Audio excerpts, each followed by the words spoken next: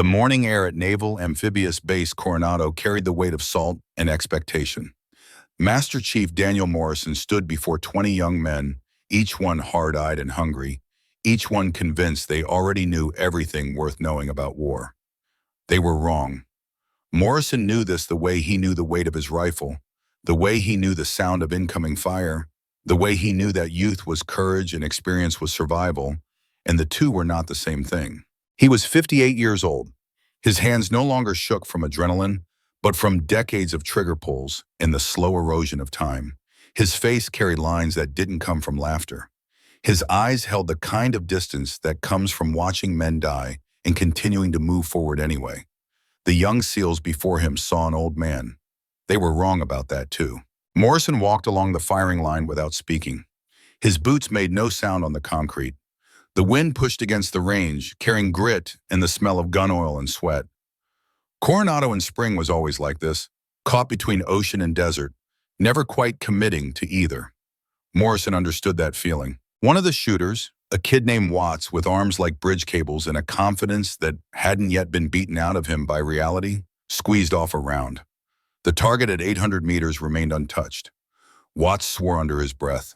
Morrison stopped behind him. "You're fighting the wind," Morrison said. His voice was quiet, almost conversational, but it carried the kind of authority that made men listen even when they didn't want to. "Don't fight it, listen to it." Watts looked up, irritation crossing his face.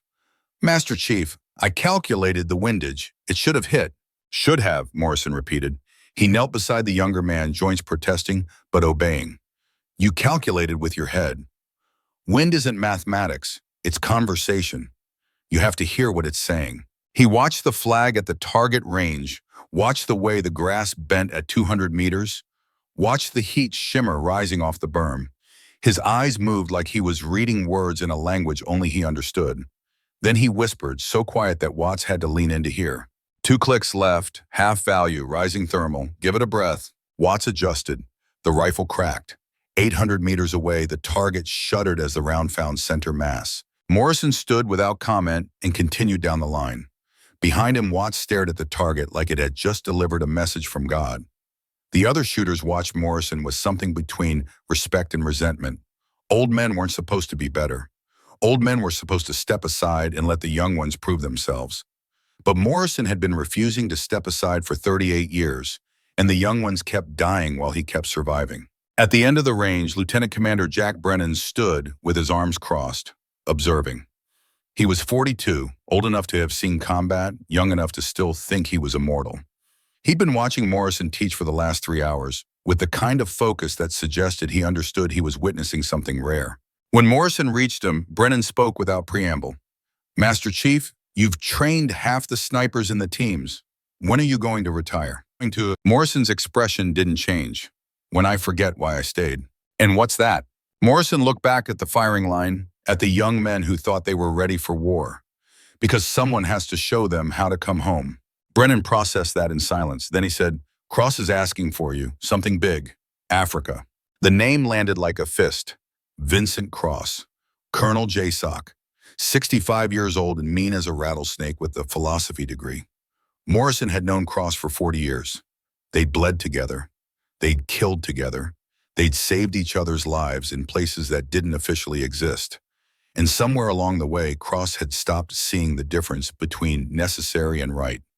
Morrison suspected it happened around the same time Cross realized that wars were more profitable than peace, and that rank protected you from consequences. "Africa," Morrison repeated. He say why? Volkov surfaced. The second name hit harder than the first. Dmitry Volkov, Russian arms dealer, former KGB, a man with enough blood on his hands to paint a cathedral. Morrison had last seen Volkov in 1985 in the jungles of Laos during an operation that officially never happened. Cross had been there too. They'd been sent to kill Volkov. Cross had let him go. Morrison had never understood why, and he'd spent 4 decades not asking. "When?" Morrison asked. "Briefings tomorrow. Camp Lemonnier. He wants you there." Morrison turned and looked at the ocean.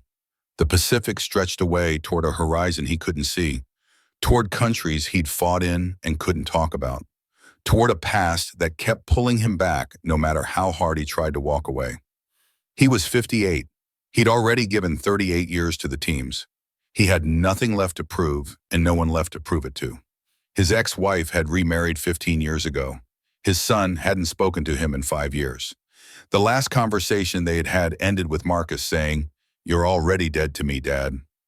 Morrison had reported for duty the next morning because it was easier than sitting alone in an empty apartment trying to figure out where he'd gone wrong. "Tell Cross I'm in," Morrison said. Brennan studied him. "You don't even know what the mission is." "Doesn't matter. If Cross is asking for me specifically, it means he needs someone old enough to keep secrets and expendable enough that no one will ask questions if things go wrong." Morrison's voice carried no bitterness. It was just observation. "That's me." "You're not expendable, Master Chief." Morrison smiled, but there was no warmth in it. "Everyone's expendable, Jack. Some of us are just more honest about it." That night, Morrison sat alone in his apartment in San Diego. The place was small, clean, and impersonal. One bedroom, one bathroom. A kitchen he barely used. The furniture was government issue, or might as well have been. No pictures on the walls, no knickknacks on the shelves. The only decoration was a framed photograph on the small table beside the couch. It showed a young man in dress blues, 20 years old, straight-backed and serious. Morrison's father. Taken in 1970, 2 years before he died in a jungle in Vietnam, doing something the government still wouldn't talk about. Morrison looked at that photograph every night. He never spoke to it. He never asked it questions.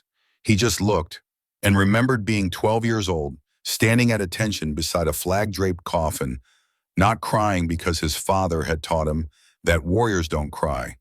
They just keep moving forward. The TV played news in the background. Morrison wasn't watching it, but his brain caught fragments anyway. Syria, Yemen, Ukraine. The names changed, but the pattern stayed the same. Somewhere, someone was killing someone else.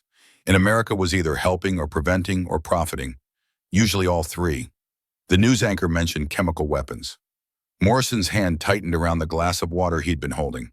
Chemical weapons meant Volkov. Volkov meant money. Money meant Cross. And Cross asking for Morrison specifically meant something had gone very, very wrong. The phone rang at 2200 hours. Morrison answered on the second ring. "Morrison?" "Doc." Cross's voice, gravelly and controlled, came through the line like it was crossing more distance than just geography. "You talked to Brennan?" "I'm in." "You don't know what you're in for." "Then tell me." A pause. Morrison could hear something in the background on Cross's end. Rotor blades. Cross was already in the air, already moving, already 3 steps ahead. That was how Cross operated. He didn't ask for permission. He created situations where the only option was to move forward. "Volkov surfaced in West Africa," Cross said. "Sahel region. We have 48 hours to grab him before he disappears again." "This is it, Doc. Last chance." "Last chance for what?" "To close the book on 1985. There it was. Laos, the mission that never happened. The village that burned. The deal Cross made with Volkov that Morrison had spent 40 years pretending he didn't know about. Morrison had been 25 years old, fresh-faced and stupid enough to believe that his superiors were infallible. Cross had sent him to scout the perimeter. When Morrison came back, the village was ashes and Volkov was gone. Cross said enemy forces had done it. Morrison believed him because the alternative was unthinkable. "Vincent," Morrison said slowly, "what are you not telling me?" "Nothing you need to worry about. I just need you to do what you do best. Overwatch. Keep the team safe. Bring Volkov in alive." Cross's voice shifted, became something softer, almost human. "One more mission, Doc. Then we're both done. We can finally put the ghost to rest." Morrison looked at his father's photograph. 20 years old and already dead. 52 years later, and Morrison was 58. Still alive, still fighting, still trying to prove something to a man who'd been in the ground longer than he'd been above it. "I'll be there," Morrison said. "I know you will. You always are." Cross hung up. Morrison set the phone down and sat in the darkness of his apartment. Outside, San Diego lived its civilian life. Cars moved on streets. People laughed in restaurants. Somewhere a dog barked. Morrison existed in a different world, one that ran parallel to the civilian life but never quite touched it.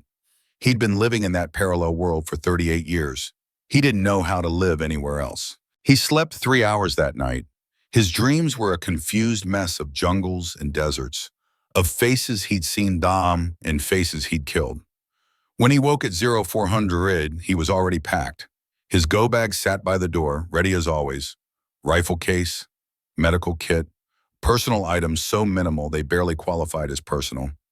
Morrison traveled light because heavy meant slow, and slow meant dead. The flight to Djibouti took 19 hours with 2 stops. Morrison slept in 30-minute increments, a skill he'd learned in Vietnam from men who were now dead. When he finally walked off the transport at Camp Lemonnier, the heat hit him like a physical force. 115 degrees Fahrenheit, dry air that pulled moisture from your lungs with every breath.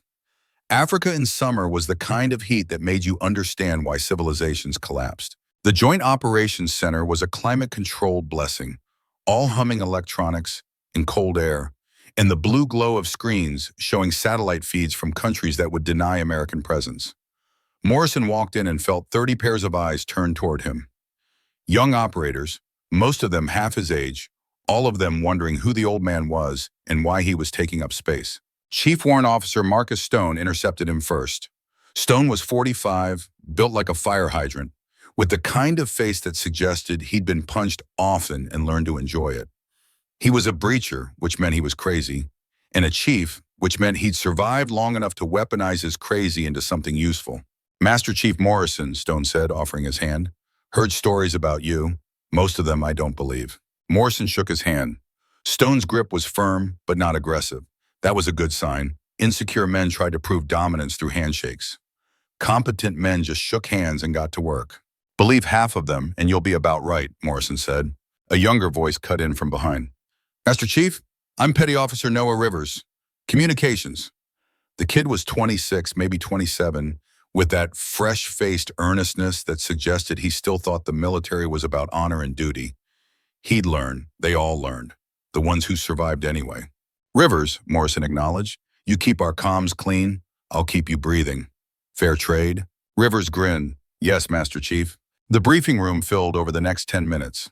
Morrison took a seat in the back. Old habit. Never sit where everyone can see you. Always maintain situational awareness. Always know where the exits are. These weren't paranoia. They were patterns that kept you alive when patterns were all you had. Colonel Vincent Cross walked in at precisely 0800 hours. He moved like a man 20 years younger, all controlled energy and predatory focus. His uniform was immaculate. His eyes were cold.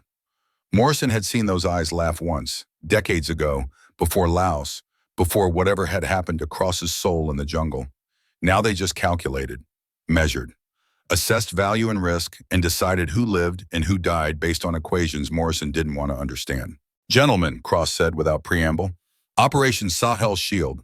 The target is Dmitry Volkov, Russian national arms dealer, current facilitator of chemical weapons transfers to Syrian opposition forces.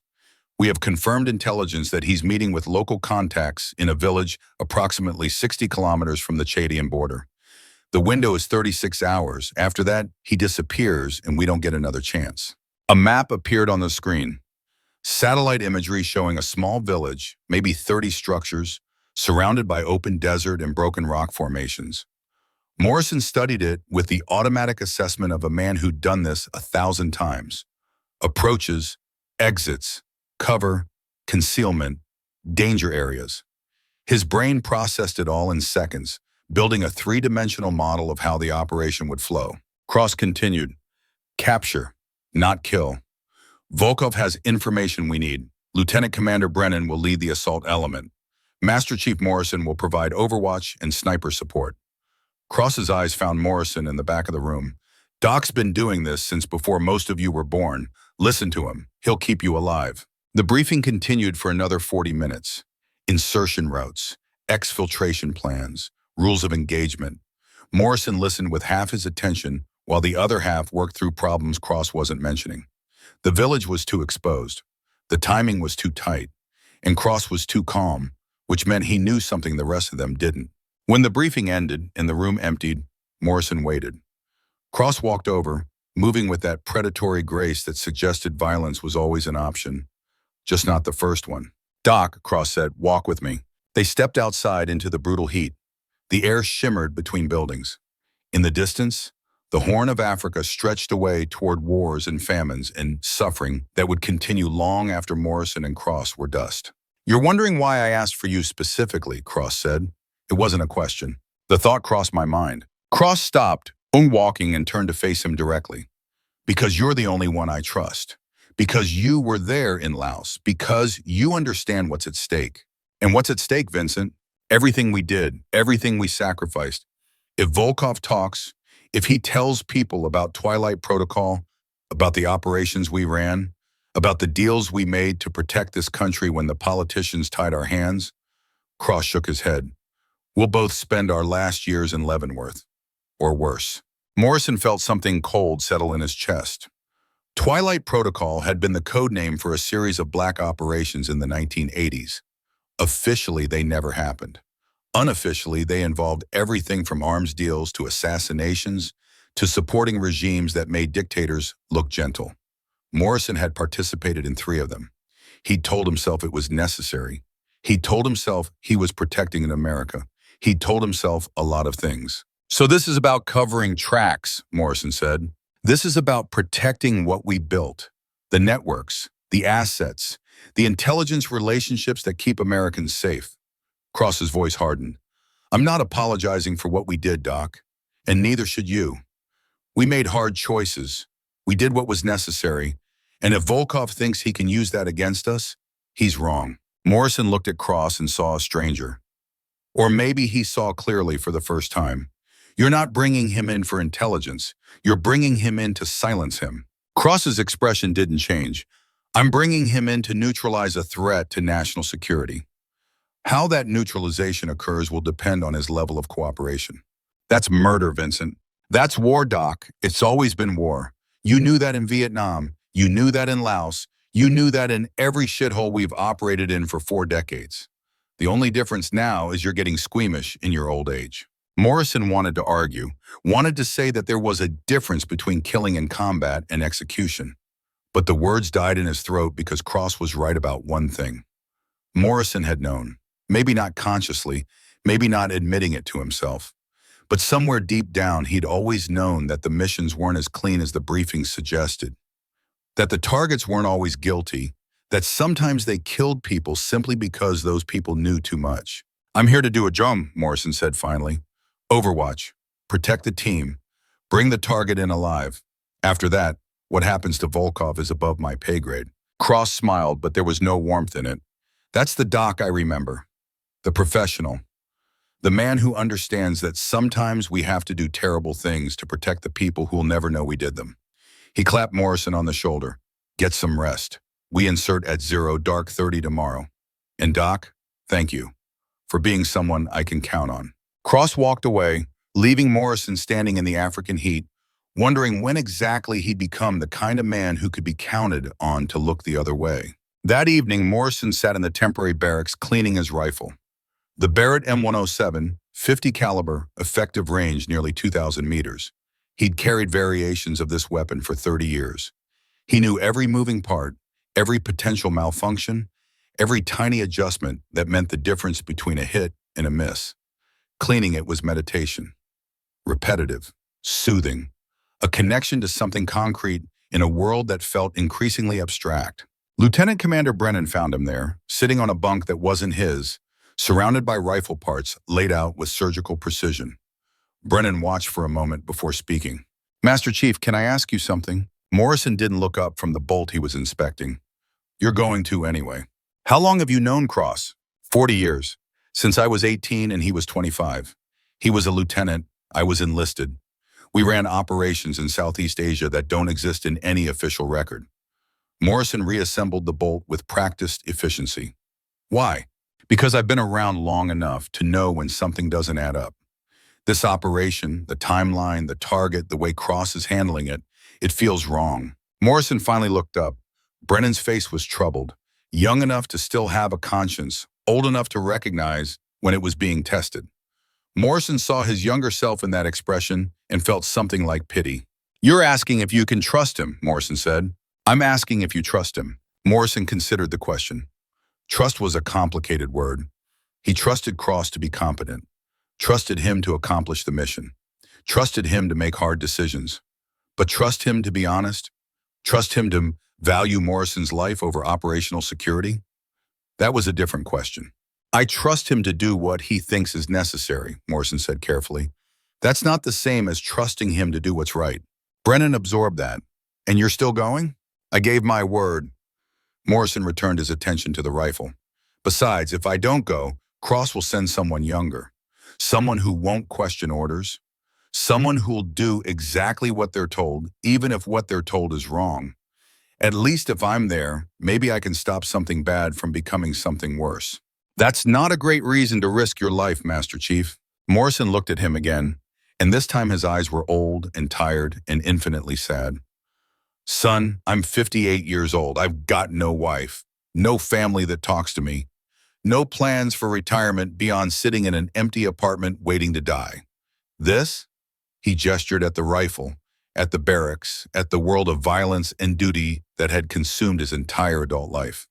This is all I have, and if I'm going to die, I'd rather die doing something that matters than waste away wondering if I ever mattered at all. Brennan had no response to that. He left quietly, leaving Morrison alone with his rifle and his thoughts. Morrison finished cleaning the weapon, reassembled it, function checked it 3 times. Then he lay back on the bunk and stared at the ceiling, listening to the sounds of the base settling into night routine. Somewhere a generator hummed. Somewhere else men laughed about something that would seem less funny tomorrow. And in the darkness of a temporary barracks in Africa, an old man closed his eyes and wondered if his father had felt this way in Vietnam, knowing he was walking towards something that would probably kill him, doing it anyway because what else was there? The last thing Morrison thought before sleep took him was that he should call his son, should try one more time to bridge the gap that had grown between them over decades of deployments and missed birthdays and choosing the mission over family every single time. He should call and say he was sorry. Say he understood why Marcus hated him. Say that maybe in another life he could have been a better father. But he didn't call, because sorry didn't fix 33 years of absence, and apologies from old men sounded like excuses. So Morrison slept instead and dreamed of jungles that became deserts and faces that shifted between enemy and friend, and the weight of carrying bodies that were too young to be dead. At 0300 hours, Morrison woke before his alarm. Old habit, old instincts. The body knew when violence was coming, and his body had been preparing for violence for 38 years. He dressed in the darkness, each movement automatic. Boots, uniform, gear. The ritual of preparation that turned a man into an operator, that transformed doubt into focus, that made the unthinkable routine. The insertion brief was short. Helicopter drop 5 kilometers from target. Move on foot.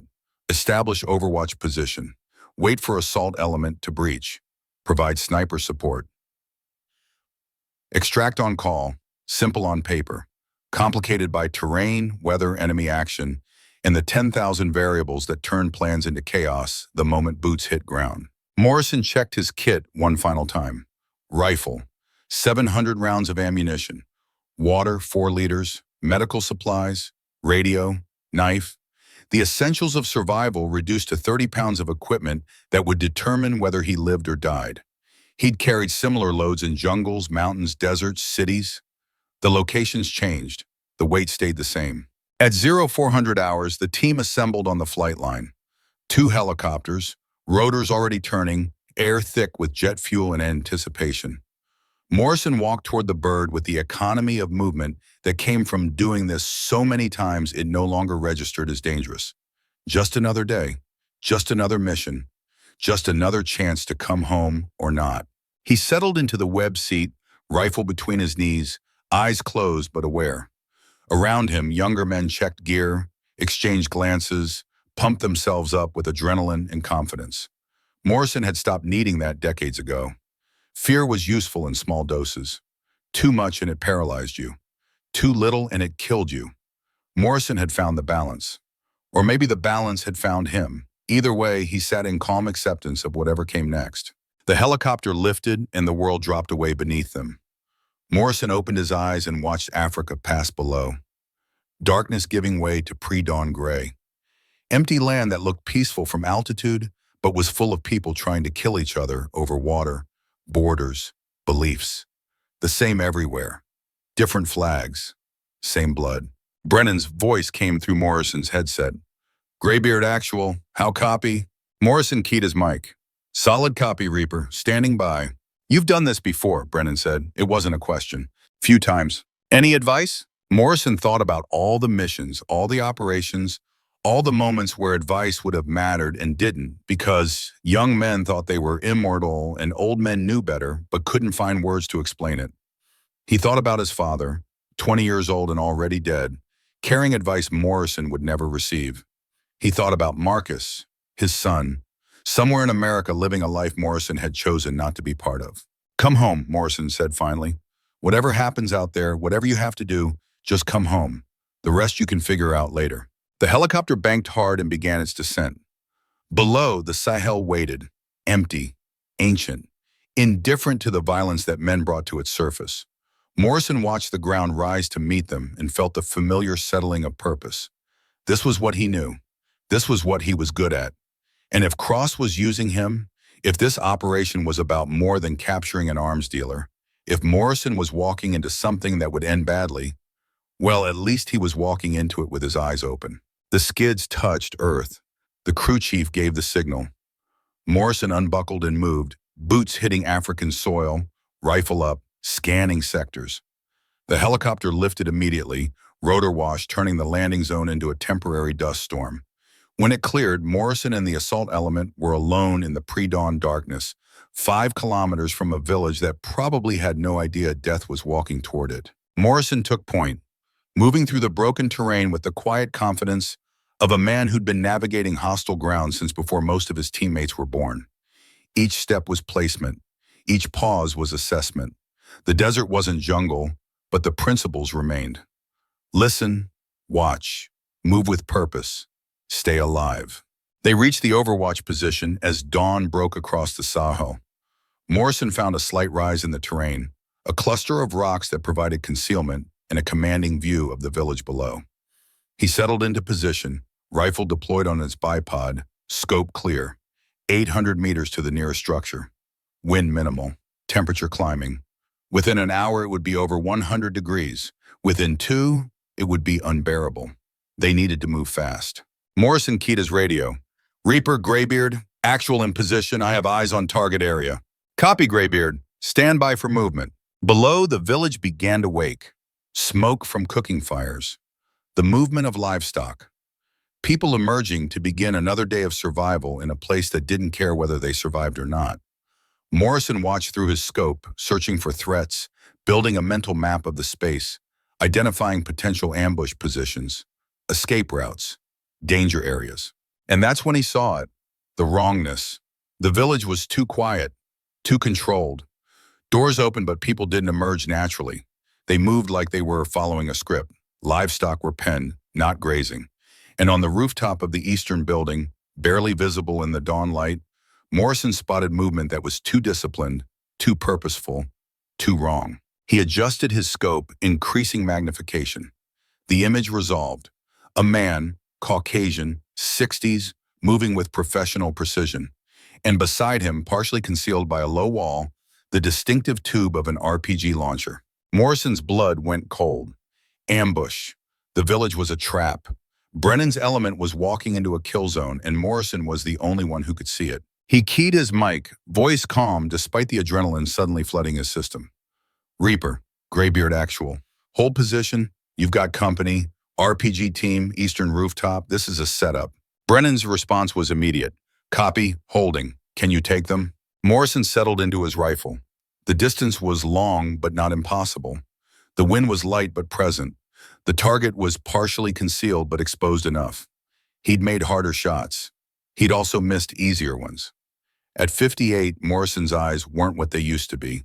His hands weren't as steady, but his experience was deeper, and experience compensated for what time took away. He whispered to himself, the same words he'd been whispering for 30 years, the same rhythm his father had taught him in another war in another lifetime. Listen to the wind, read the air, make the shot count. The crosshairs settled on the man with the RPG. Morrison controlled his breathing, slowed his heart, became still in the way that only predators and professionals could manage. The rifle was an extension of his body, The bullet was an extension of his will. And between him and the target, it was 800 meters of African air that would either carry death or mercy, depending on how well Morrison had listened to the wind. He squeezed the trigger. The rifle bucked. The report echoed across the empty land. 800 meters away, the man with the RPG jerked and fell. Morrison worked the bolt, ejecting the spent casing, chambering a new round, finding the second target before the first had finished falling. The second shot followed 3 seconds after the first. Another figure dropped. The ambush was broken before it could be sprung. But Morrison knew, with the certainty that came from 4 decades of war, that breaking the ambush meant revealing his position. And revealing his position meant the village would respond with everything it had. Below, doors burst open. Armed men poured into the streets. Not villagers, fighters, professional, organized, moving with tactical discipline that suggested training Morrison recognized. These weren't local militia. These were contractors, mercenaries, Americans. Morrison's mind raced. Cross had said they were capturing Volkov. He hadn't mentioned that the village would be defended by what looked like a private military company. And if those were Americans down there, if Cross had hired contractors to set up this operation, then nothing about this mission was what Morrison had been told. Brennan's voice cracked through the radio. "Graybeard, we're compromised. Moving to assault. Cover us." Morrison didn't hesitate. Questions could wait. His team was in danger. Everything else was secondary. He began acquiring targets, the rhythm of combat settling over him like an old coat. Sight, breathe, squeeze, work the bolt, repeat. Men fell in the village below, not because Morrison enjoyed killing, not because he was cruel, but because they were threats to his teammates, and Morrison had spent 38 years protecting his teammates even when it cost him everything else. The sun climbed higher. The heat intensified. And in a village in the Sahel that would never appear in any official record, old men and young men killed each other over secrets that would die with them, over lies that had been told so long they'd become indistinguishable from truth, over missions that served purposes no one fully understood anymore. Morrison kept shooting, kept protecting, kept doing what he'd always done. And somewhere in the back of his mind, in the part that still remembered being 18 and idealistic, a voice whispered that this was wrong, that he was being used, that Cross had brought him here not to capture Volkov, but to ensure Morrison would die with the secrets he carried. But that voice was distant and small, and the targets were close and real, and Morrison had long ago learned to ignore doubt in favor of discipline. So he kept shooting, kept moving, kept surviving, because that's what old warriors did. They kept going until they couldn't anymore, and then they kept going a little longer after that. The village below burned with violence, and on a ridge overlooking the chaos, a 58-year-old man with a rifle did what he'd been doing his entire adult life. He protected people who would never know his name, fought battles that would never be acknowledged, and wondered in the brief seconds between one shot and the next whether any of it had ever mattered at all. The compound breach happened fast. Morrison watched through his scope as Brennan's element hit the target building with the kind of precision that came from endless training and the certainty that hesitation meant death. The door exploded inward under Stone's breaching charge. Flashbangs detonated, turning the interior into a confusion of light and sound. Then the team poured through the opening like water finding cracks, weapons up, moving with the coordinated violence that separated professionals from amateurs. Morrison tracked potential threats through his optic. A window on the second floor showed movement. He called it before the shooter could acquire. "Reaper, second floor north wall, left window, threat." The window exploded as Stone put a grenade through it. Smoke billowed out. The threat disappeared. Morrison continued scanning, building a 3-dimensional map in his mind of where his people were, where the enemy was, where the danger would come from next. His role was simple: see everything. Kill what needed killing. Keep his team breathing. The firefight in the village intensified. Morrison had been in combat long enough to recognize the sound of desperation. The sharp crack of rifles giving way to the sustained roar of automatic weapons. Discipline dissolving into panic. The fighters below were professional, but they were also human, and humans broke when the math turned against them. Morrison made sure the math kept turning. Through his scope, Morrison caught glimpses of faces, young men, most of them, Caucasian, African, Middle Eastern, a mix that suggested recruitment from across the globe. Contractors working for money, not ideology. That made them dangerous but also predictable. Ideologues fought to the death. Mercenaries fought until the paycheck wasn't worth the risk. Morrison had seen both, had fought both, had killed both. He knew which one broke faster. Brennan's voice crackled through the radio, clipped and urgent. "Graybeard, we have the package. I repeat, package secured. Moving to exfil." Morrison shifted his aim to the compound exit, covering the route his team would take. "Copy, Reaper. Route is dirty. Multiple contacts between you and pickup." "Seen. Multiple contact. Can you clear it?" Morrison's finger tightened on the trigger. "Working on it." The next 3 minutes were a clinic in precision shooting. Morrison didn't rush, didn't panic, didn't waste ammunition on targets that didn't matter. Each shot was a decision. Each decision was weighted by necessity. A man with a rifle pointed at the exit route? Necessary. A man running away? Not necessary. Morrison had long ago learned the difference between killing because you had to and killing because you could. The first was survival, the second was murder. He'd done enough of the first to last several lifetimes. He tried very hard not to do the second. But as he provided cover fire, as he watched Brennan's element emerge from the compound with a hooded figure between them, Morrison's mind was processing something else entirely. The contractors defending this village were too good, too well equipped, too well coordinated. This wasn't local defense. This was professional security. And professional security cost money. Serious money. The kind of money that suggested whoever hired them considered this operation worth protecting at significant expense. Cross had said Volkov would be lightly defended. Cross had said the operation was time-sensitive because Volkov was vulnerable. Cross had said a lot of things that were turning out to be lies. Morrison filed that information away, another piece in a puzzle he didn't yet understand, but was beginning to see the shape of. Then Morrison saw the figure trailing blood. Petty Officer Jace Mallory, 29 years old, married with a daughter he'd never met because she'd been born while he was deployed. Morrison knew this because everyone knew it. Mallory carried a photo in his kit, showed it to anyone who'd look, talked about his daughter with the kind of desperate love that comes from missing everything that matters. Now Mallory was stumbling, weight spilling off his right side, face pale under the dust and blood. Stone and Rivers bracketed him, one arm under each shoulder, moving him forward with the kind of grim determination that meant they all knew Mallory was hurt bad and were pretending he wasn't. Morrison's jaw tightened.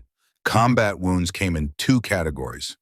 The kind you walked away from and the kind you didn't. Mallory's gait, the way his leg dragged, the amount of blood darkening his uniform, that was category 2. Femoral artery maybe, or major muscle damage. Either way, Mallory needed a hospital and he needed it fast. "Reaper, Graybeard actual," Morrison said, voice level despite the cold calculation running through his mind. "Mallory's hit bad. How bad?" A pause. Then Brennan's voice, tight with control. "Bad enough. We need exfil now." Morrison was already packing his rifle, breaking down his position with the efficiency of long practice.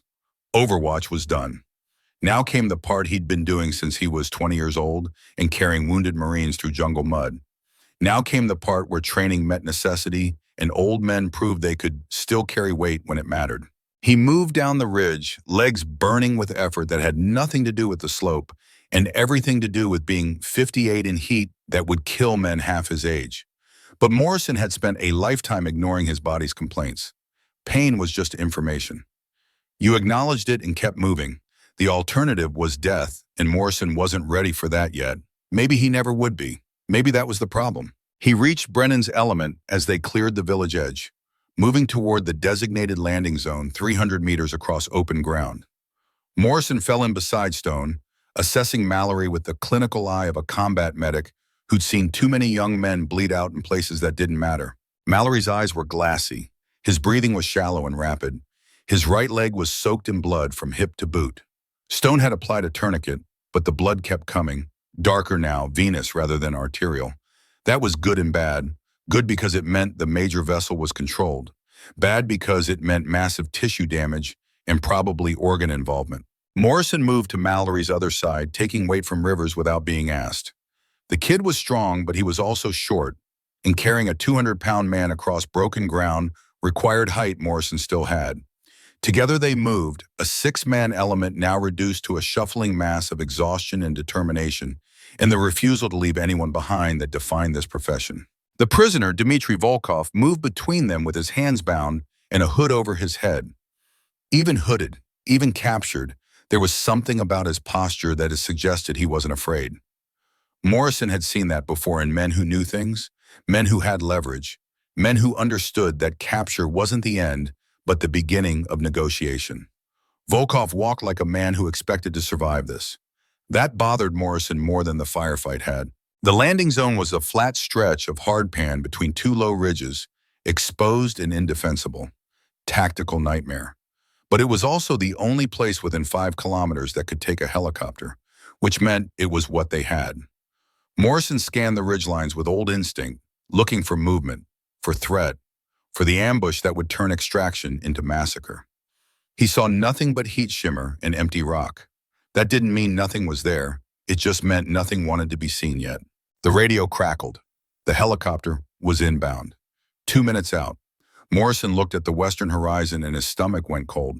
A wall of brown was building there, rising from the earth like a living thing. Sandstorm. Big one. Moving fast. In the Sahel, sandstorms weren't weather. They were events.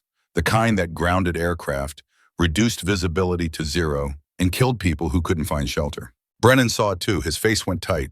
How long do we have? Morrison judged distance, wind speed, the rate of advance. Math he'd been doing since he learned that nature killed as efficiently as bullets. 5 minutes, maybe 6. The bird can make it, if we're fast. Morrison didn't add what they both knew. Fast meant leaving gear. Fast meant compromising safety. Fast meant accepting risks that would normally be unacceptable.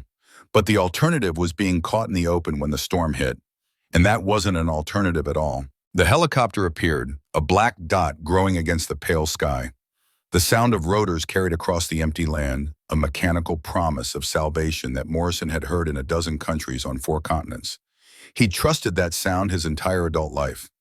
Now, watching the storm advance and doing the math in his head, he wasn't sure that trust was warranted. The bird came in hot, pilots pushing the engines hard, rotor wash turning the landing zone into a temporary hurricane. Dust devils spun away from the downwash. The air filled with grit that got into everything, eyes and nose and mouth. The taste of Africa ground fine and bitter. The helicopter settled into a hover barely a meter off the deck, skids kissing earth but not committing. The pilots knew the same math Morrison did. Weight, heat, altitude, time. Every second on the ground was a second they weren't climbing, and climbing was survival. The crew chief leaned out, eyes wide behind goggles, shouting directions that were immediately stolen by the rotor noise. Hand signals then. Urgent. Get on, now. The storm was visible to everyone now, a brown wall that had swallowed the horizon and was reaching for them with patient inevitability. Brennan's team surged forward. Stone and Rivers hauled Mallory toward the bird. The young man's head lolled. He'd stopped trying to help them carry him, which meant he was fading. Blood loss, shock, the body beginning its shutdown sequence that ended one way unless someone intervened fast. Morrison had seen it 100 times, had fought it 50 times, had lost more often than he'd won. They heaved Mallory onto the deck. The crew chief grabbed him, started pulling him deeper into the bird. Stone climbed in, then Rivers, then the rest of the assault element. Volkov was manhandled aboard without ceremony, shoved into a seat, and strapped down with the kind of rough efficiency that suggested no one cared if he was comfortable. Brennan went last, turning to gesture for Morrison. That's when Morrison felt it. The helicopter shuddered. The nose dipped. The engines changed pitch, going from powerful to strained. The crew chief's face went from urgent to panicked. Through the open door, Morrison could see the pilots fighting the controls, collective jerking as they tried to find lift that wasn't there. Morrison knew that sound, knew what it meant. The helicopter was overloaded. In the thin hot air at altitude with 7 men and a prisoner in gear and fuel, the aircraft was at the edge of its performance envelope. The pilots were trying to climb, but physics was winning. The bird rose half a meter, shuddered, dropped back. Rose again, shuddered harder, dropped lower. The engine screamed with effort that wasn't translating into altitude. Time became elastic. Morrison's mind raced through calculations that his body already knew. 7 men plus prisoner, gear, fuel, heat and altitude reducing engine performance by 30%. Sandstorm 3 minutes away, maybe less. And him, 58 years old, 210 pounds of weight that the aircraft couldn't afford.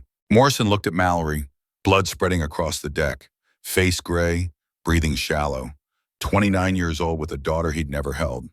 The photo was in his kit, Morrison knew. The photo of a little girl with her mother's smile and her father's eyes, waiting for a man who might not come home. Morrison looked at his team. Young men, most of them, good men, competent, brave, but young. They had years ahead of them. Families, futures, things Morrison had sacrificed for a career that had taken everything and was now asking for the last thing he had left to give. He looked at Brennan and saw understanding dawn in the younger man's eyes, saw the realization and then the refusal. Brennan shook his head, mouthing the word no, reached out to grab Morrison's arm, but Morrison was already stepping back, already moving away from the bird, already making the decision that good leaders made and lived with forever after. "Master Chief, no!" Brennan shouted over the rotor noise. The words were lost, but the meaning was clear. Morrison ignored him. He turned to the crew chief instead, voice cutting through the chaos with the authority of rank and necessity. "You're overweight," Morrison said. It wasn't a question. Maximum gross weight exceeded, the heat and altitude you can't climb. The crew chief looked stricken. He knew it was true. The pilots knew it was true. Everyone knew it was true, but no one wanted to say what that meant. Morrison said it for them. "I'm 210, Mallory's 195. If I stay, you've got enough margin to clear the ridge before the storm hits." Brennan jumped out of the bird, landing hard, coming at Morrison with his jaw set and his eyes fierce. "Doc, I'm not leaving you here. That's not happening." Morrison met his eyes. There was no fear in Morrison's face, no hesitation, just the calm certainty of a man who'd been doing math like this his entire life and had always known how the equation would eventually balance. "That boy has a daughter he's never met. You have a team that needs to get home. I'm 58 years old and I've had my run. The math is simple, Jack. The math is we all leave or no one leaves. Then everyone dies when that storm hits and you can't lift." Morrison's voice was flat, final. The voice of a master chief giving orders that would be followed because the alternative was chaos. "You know I'm right. You know what happens if you try to fly overloaded into a sandstorm." Brennan's face twisted with anger and anguish in the terrible understanding that Morrison was correct. The helicopter was struggling. The storm was coming. Mallory was dying, and the man standing in front of him was volunteering to become the variable that made the equation work. "Your son," Brennan said. It was a low blow, and they both knew it. "Marcus, what do I tell him?" Something flickered across Morrison's face. Pain, maybe. Or regret for 33 years of choosing missions over family, of being the kind of father who attended funerals and dressed blues, but missed baseball games and birthdays, and the thousand small moments that built relationships. Morrison had made his choices, had lived with them. Now he would die with them. "Tell him I did my job," Morrison said quietly. "Tell him I protected my team. Maybe he'll understand that better than he understood the rest of it." The helicopter's engines changed pitch again, more desperate now. The pilots were burning fuel trying to hold position. The storm was close enough that Morrison could feel the pressure change, the leading edge of wind that preceded the main body. Time was gone. Decision time was over. Now came action or death. Morrison physically pushed Brennan toward the helicopter. Brennan grabbed for him, but Morrison was bigger, stronger, and had the leverage of determination. "Get on the bird, Commander. That's an order." "You don't outrank me, Master Chief." "Today I do. Today I outrank everyone because I'm the one making the call that keeps you alive." Morrison shoved harder. Brennan stumbled backward. "Go, take care of your people, and tell Cross." Morrison paused. His eyes went hard. "Tell Cross I know what he did. Tell him I know about Laos. And tell him I'm not as easy to kill as he thinks." Before Brennan could respond, before anyone could argue further, Morrison turned and walked away from the helicopter. Not running, not looking back, just walking with the steady pace of a man who'd made peace with his decision and refused to let doubt change it. His boots crunched on the hardpan. His rifle was heavy on his back. And behind him, he heard the helicopter's engines spool up, heard the change in pitch that meant the bird was lifting, heard the roar of an aircraft finally free of the weight that had been holding it down. Morrison didn't turn to watch. Watching would have made it harder. Instead, he walked toward the nearest cover, a tumble of rocks 50 meters away. The sandstorm was perhaps 200 meters out now, the leading edge visible as a brown wall that rose from earth to sky. The helicopter climbed behind him, clawing for altitude, banking east to escape the storm's path. Morrison heard it go, heard the sound fade, heard the moment when he was alone in the Sahel with a sandstorm bearing down and no extraction coming. He reached the rocks and dropped into their lee, tucking himself into the minimal shelter they provided. The first gust of wind hit like a fist. Sand peppered his exposed skin. The temperature dropped suddenly as the storm's shadow covered the sun, and then the main body arrived. The world disappeared. Visibility went to 0 in seconds. The air became solid with particulate, each grain a tiny projectile, driven by wind that howled like something alive and angry. Morrison pulled his shima over his face, tucked his head down, made himself small. This wasn't something you fought. This was something you endured. Nature didn't care about training or experience or will. It just was, and you either survived it or you didn't. In the absolute chaos of the storm, Morrison's mind went quiet. No fear, no regret, just the steady rhythm of breathing through cloth, of counting seconds between gusts, of staying present in a moment that could easily be his last. He thought about his father, 20 years old and dying in a jungle, making similar calculations about who lived and who didn't. He thought about Mallory, unconscious and bleeding in a helicopter, fighting its way above the storm. He thought about Marcus, his son, living a life in Portland that Morrison had chosen not to be part of. And he thought about Cross, Colonel Vincent Cross, sitting in some climate-controlled operations center, watching satellite feeds, knowing exactly what had just happened. Cross had engineered this. The overweight helicopter wasn't an accident, it was a feature. Cross had planned for Morrison to make exactly this choice, had counted on Morrison being the kind of man who wouldn't let a 29-year-old kid die to save his own life. Cross had known Morrison better than Morrison knew himself. The realization brought something cold and hard into Morrison's chest. Not panic, not fear, anger, pure and clarifying. For 40 years, Morrison had followed orders, had trusted the chain of command, had believed that the men above him were operating with honor even when their actions suggested otherwise. He'd covered for Cross in Laos, had looked the other way during Twilight Protocol, had been the good soldier who did his job and didn't ask questions that might have uncomfortable answers. And Cross had repaid that loyalty by setting Morrison up to die in a sandstorm in a country that didn't matter for reasons that wouldn't be explained. Morrison pulled his radio from his kit. The antenna was already damaged from the wind, the housing beginning to fill with grit, but it still had power, still had function, for now. He adjusted frequency, scanning through the spectrum until he found an active channel. Enemy comms, probably. The contractors defending the village would be coordinating, reporting, trying to make sense of the operation that had just ended. What he heard made his blood go colder than the storm's shadow. Two voices, speaking English with American accents. Professional, calm. The kind of calm that came from being paid well to do difficult things and not having a conscience about it. The first voice, confirm last known position of Graybeard actual. The second voice, landing zone, storm hit before he could extract. Likely casualties from exposure. Confirm abandonment was deliberate? Affirmative. Cross's guidance was clear. Let nature handle it. Easier than direct action.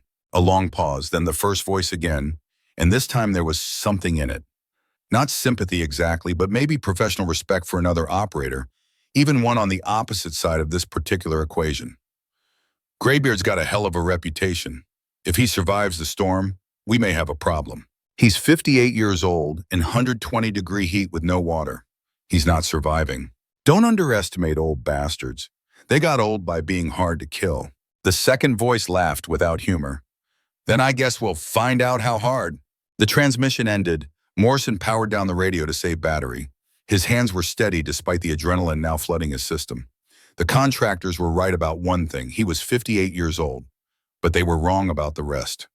Morrison had survived worse than a sandstorm, had outlived men who were stronger, faster, younger, had made a career of refusing to die when dying would have been easier. And now, for the first time in 40 years, Morrison wasn't following orders, wasn't protecting a mission, wasn't sacrificing himself for a cause he barely understood. Now he was just a man alone in a storm, and the only person he had to keep alive was himself. That simplified things considerably. The storm raged for what felt like hours but was probably only 40 minutes. Time was difficult to measure when you couldn't see and could barely breathe. Morrison endured it the way he'd endured everything else in his life. One breath at a time, 1 second at a time. Not thinking about the next hour or the next day, but just the immediate present, the immediate necessity of staying conscious and staying alive. When the storm finally began to thin, when the brown wall became brown haze, became breathable air with only moderate particulate, Morrison uncurled himself from the rocks and assessed his situation with the clinical detachment of a medic treating someone else. Status: alive. Minor abrasions from windblown sand. Dehydrated but functional. Equipment damaged but operational. Location: approximately 5 kilometers from the village, 300 meters from the landing zone, with no extraction coming and no friendly forces within 100 kilometers. Resources: 1 rifle with 7 magazines, 1 sidearm with 3 magazines, 2 liters of water, 1 already half empty from the approach march. Basic medical supplies: knife, radio with damaged antenna and limited battery. No food, no shelter beyond what the terrain provided. Threats: immediate threat was the contractors Cross had hired. They would come looking, maybe not immediately but soon. Longer-term threat was exposure. Heat during the day would kill him almost as efficiently as enemies. Then there was thirst, fatigue, and the simple math that 58-year-old bodies didn't handle extreme conditions the way 25-year-old bodies did. Odds of survival: Morrison didn't bother calculating. Odds were for people who had options. Morrison had one option: keep moving, keep thinking, keep refusing to die until he understood why Cross wanted him dead and how he was going to make Cross pay for it. He checked his rifle. The bolt was full of grit. He field-stripped it there in the rocks, cleaning each piece with a corner of his shuma that was relatively clean. The work was automatic, muscle memory from 1,000 repetitions. Clean the weapon, maintain the weapon, rely on the weapon. Everything else was secondary. While his hands worked, his mind processed. Cross had set him up. The overweight helicopter was deliberate. Cross knew Morrison well enough to predict the sacrifice. That meant Cross wanted Morrison dead, but wanted it to look natural. Storm casualty, heroic end for a Master Chief who gave his life to save his team. Clean, honorable, no questions asked. But why? What did Morrison know that made him dangerous? The answer came immediately. Laos, the village, Volkov. Whatever deal Cross had made in 1950 was still active, still relevant, still worth protecting with lethal force. And Morrison, who'd been there, who'd seen more than he'd realized at the time, was now a liability. Morrison finished reassembling his rifle and cycled the bolt. Smooth action. Good to go. He loaded a magazine and chambered around. Then he stood, joints protesting, and surveyed the landscape. The storm had scoured everything. The tracks were gone. The landing zone was just another patch of hardpan. The village sat in the distance, smoke still rising from the firefight, a smudge against the pale sky. Morrison turned away from it. Going back toward the village was suicide. Going forward was survival, maybe. He oriented himself using the sun, now visible through the thinning haze. East was safety, theoretically. East was Chad, Cameroon, countries with American presence. But East was also 300 kilometers of nothing, and Morrison didn't have 300 kilometers in him. Not in this heat, not without water.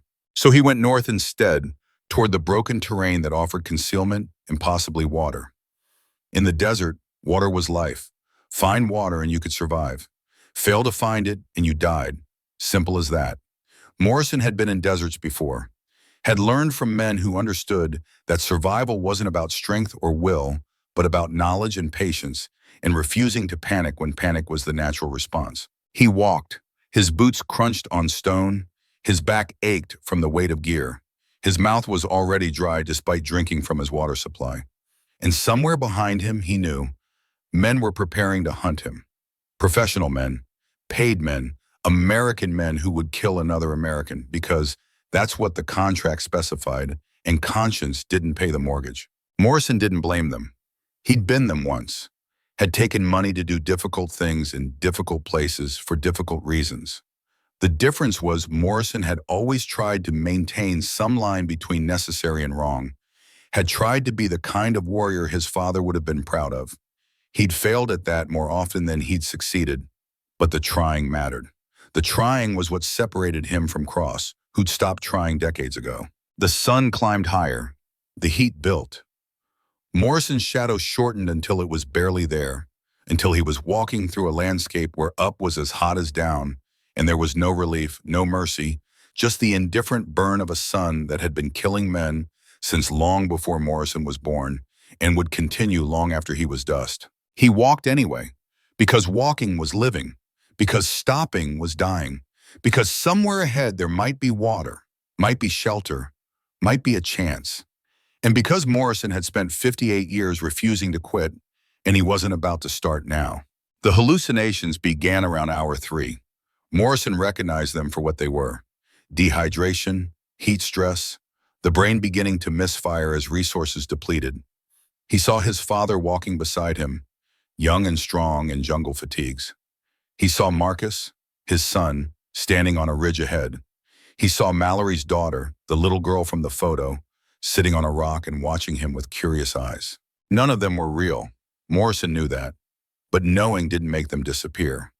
So he walked past them, through them, ignoring the brain's desperate attempt to find meaning in suffering. The only meaning was survival. Everything else was distraction. He found the canyon as the sun began its descent toward evening. A crack in the earth, narrow and deep, shadow pooling at its base like something precious. Morrison approached carefully, weapon ready, checking angles, ambush points, sniper hides. All the places death waited for men who got careless. The canyon was empty. More importantly, it was cool. The temperature drop as Morrison descended into shadow was immediate and profound. His body shuddered with relief. 50 degrees cooler, maybe more. Cool enough that he could think clearly again, could assess without the constant pressure of heat turning thought into mush. And then he heard it, the sound that meant life. Drip, pause, drip. Water seeping from rock, collecting in a shallow depression, patient and eternal. Morrison moved toward it with something like reverence. Water in the desert wasn't just resource. It was miracle. It was proof that the world wanted you to live, at least a little longer. He filtered it through a piece of cloth, let it drip into his canteen with agonizing slowness, resisted the urge to drink immediately, knowing that patience now meant survival later. When the canteen was half full, he allowed himself 3 careful swallows. The water was bitter with minerals, but it was water, and it was enough. Morrison settled into the canyon with his back against stone that still held the day's heat. He checked his rifle again, a nervous habit that kept his hands busy. He rationed his remaining water into sips that would last the night. And he thought about what came next. Cross thought he was dead. That gave Morrison advantage. Surprise. The ability to move without being tracked. But it also meant he was alone with no support, no extraction, no backup. He was a ghost, not the call sign kind, the real kind, the kind that walked because staying still meant accepting what Cross had decided. And Morrison had never been good at accepting decisions made by people who'd betrayed him. The night came fast in the canyon, darkness pouring in like liquid. Morrison didn't sleep. Instead, he sat and listened to the desert night. The sounds were different from jungle, different from city, different from anywhere else. There was a purity to it, a silence that wasn't really silence, but the absence of human noise. The kind of quiet his father must have known in those last moments in the jungle, alone and dying and probably afraid. Morrison wasn't afraid. Fear required uncertainty. He was certain about what came next. He would survive. He would find Cross. And he would get answers for 40 years of questions he'd been too loyal to ask. That certainty settled into his bones like cold fire, burned away the fatigue and doubt and pain, left only purpose. Somewhere in the darkness above the canyon, stars wheeled through a sky so clear it hurt to look at. Morrison watched them and remembered being young, being in the jungle with his father, being told that warriors served something bigger than themselves. He'd believed that once, had built his entire life around that belief. Now he wondered if his father had believed it too, or if it was just something you told yourself so the dying had meaning. Morning would bring hunters. Morrison knew that with the certainty that came from being both hunter and hunted, from understanding that Cross wouldn't leave loose ends, that contractors were already moving into position, that somewhere in a command center Cross was watching thermal feeds and waiting for the confirmation that Morrison's body had been found. They wouldn't find a body. They'd find something worse. They'd find a man who'd spent 38 years learning how to survive when survival should be impossible. They'd find a Master Chief who'd been declared expendable and had decided not to accept that designation. They'd find a ghost. And ghosts, Morrison thought, with something like grim satisfaction, had a way of coming back when you least expected them. The canyon held him through the night. The stars turned, the temperature dropped, and in the darkness, Daniel Morrison prepared himself for the kind of war he'd been training for his entire life without knowing it. Not war against an enemy nation, not war for ideology or politics, but war for survival, war for truth, war against the men who'd taken his loyalty and turned it into a weapon against him. He checked his rifle one more time, cycled the bolt, listened to the smooth action, and found comfort in its mechanical certainty.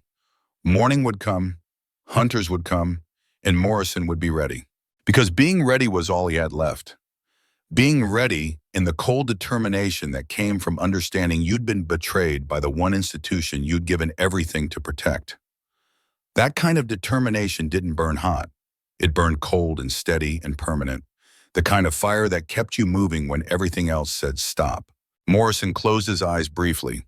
Not sleep, just rest, conserving energy for what came next. And in the darkness behind his eyelids, he saw his son's face. Marcus, 33 years old and hating his father for all the right reasons. Morrison had chosen the mission, had chosen duty, had chosen everything except the one thing that mattered. When this was over, if he survived, maybe he'd try to explain that. Maybe Marcus would understand, probably not.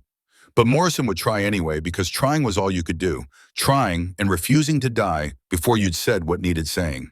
The night deepened, the canyon grew colder, and somewhere in the darkness, an old warrior waited for dawn and the violence that would come with it, knowing that this time, for the first time in his life, he was fighting for himself and no one else. That simplified everything. Dawn came to the Sahel without mercy. One moment the canyon held darkness like a cupped hand. The next, light poured over the rim and turned shadow into exposure. Morrison watched the transformation with eyes that hadn't closed all night. Sleep was a luxury for men who felt safe. Morrison hadn't felt safe in 40 years. Now he knew why. He drank the last of his filter water and began to move. Staying in the canyon meant being trapped if anyone came looking. The walls that had sheltered him through the night would become a coffin if contractors found him there. Morrison had survived this long by refusing to be where enemies expected him to be. That meant movement. Constant, careful, exhausting movement through terrain that wanted to kill him almost as much as Cross did. He climbed out of the canyon as the sun cleared the eastern horizon. His body protested every meter. 58 years of accumulated damage made themselves known. The knee that had been shattered by shrapnel in Fallujah. The shoulder that had been dislocated in a training accident and never quite healed right. The vertebrae that ground against each other every time he bent or twisted. Pain was Morrison's constant companion. He'd learned to treat it like white noise. Acknowledge it existed, then ignore it. The landscape that revealed itself in morning light was biblical in its emptiness. Rock and sand and distance that stretched toward horizons Morrison couldn't see. No vegetation beyond scattered thorn bushes that looked dead but were just waiting. No water beyond what he'd found. No cover worth the name. This was country that reduced men to their essential elements. Will and water and the ability to keep moving when everything else said stop. Morrison oriented himself using the sun and a mental map built from 40 years of operating in places that didn't appear on tourist brochures. North meant more desert but also more terrain. Canyons, wadis, dry riverbeds that carved through the landscape like old scars. Places where a man could hide. Places where a man could fight on his own terms. He walked. His boots found purchase on stone that radiated heat even this early. His rifle swung on its sling with each step. His mind processed the environment in layers, immediate threats, secondary concerns, long-term survival calculations. The brain of a trained operator never truly rested. It just shifted focus. 2 hours into the march, Morrison heard it, the distant thump of rotor blades. Helicopter, coming from the south, from the village. He didn't need to see it to know what it meant. Cross had sent a search team, maybe looking for his body, maybe looking for confirmation. Either way, being spotted from the air would end badly. Morrison moved fast despite the heat. A cluster of boulders 200 meters ahead offered the only concealment in sight. He covered the distance at a pace that left him gasping, lungs pulling air that felt like it had been heated in an oven. He reached the rocks and pressed himself into their shadow just as the helicopter came into visual range. It was flying a search pattern, slow, methodical, the kind of grid that would eventually cover every meter of ground. Morrison could see figures in the doors, men with optics, scanning, searching, professional. Cross wasn't taking chances, wasn't assuming the storm had finished the job. That suggested either respect or paranoia. Morrison didn't care which. He just needed them to keep flying. The helicopter passed a kilometer to his east, close enough that Morrison could see individual details. Close enough that if they'd been looking in exactly the right spot at exactly the right time, they would have seen him. But they weren't, and they didn't. The bird continued north, following its pattern, disappearing eventually behind a ridgeline. Morrison waited another hour before moving. Patience was survival. Rushing was death. When he finally emerged from the rocks, the sky was empty again, and the sun was climbing toward its zenith. The heat built with it. 110 degrees. 115. The kind of temperature that made you understand heat wasn't just discomfort. It was an active threat. It reached inside you and pulled moisture from places you didn't know you had moisture to lose. He found a thorn bush that cast shade barely wide enough for his body and stopped. Not rest. Strategic pause. Conserve energy during peak heat. Move again when the sun began its descent. This was how you survived in the desert. You respected its rhythms. You didn't fight what you couldn't defeat. While he waited in that meager shade, Morrison's hands moved automatically. He field-stripped his radio. The antenna was worse than he'd thought. The casing was cracked. Sand had infiltrated the battery compartment, but the core electronics were intact. Military-grade equipment was designed to take abuse. This was abuse on the upper end of the scale, but it might still function. He worked with the patience of a man who'd repaired equipment in combat zones for 4 decades. Cleaning contacts, removing sand, testing connections. When he powered it on, the display flickered. Weak signal, battery at 30%. But it worked. Morrison scanned frequencies. Most were silent. A few carried fragments of traffic, civilian channels, local communications. Nothing useful. Then he found what he was looking for, an encrypted military frequency. The encryption was American, JSOC standard, and the voices were familiar. The first voice belonged to someone Morrison didn't recognize. Young, professional, probably one of the contractors Cross had hired. The second voice made Morrison's jaw clench with recognition. Colonel Vincent Cross, speaking with the calm authority of a man accustomed to being obeyed. Cross was saying, something's about thermal scans, about grid coordinates, about the importance of confirmation. Morrison listened with the focused intensity of a man whose life depended on understanding his enemy's intentions, which it did. Then Cross said something that made Morrison's blood go from hot to cold in the span of a single sentence.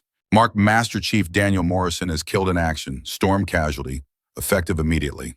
A pause, then the contractor's voice, uncertain. Sir, we haven't confirmed a body. I'm confirming it.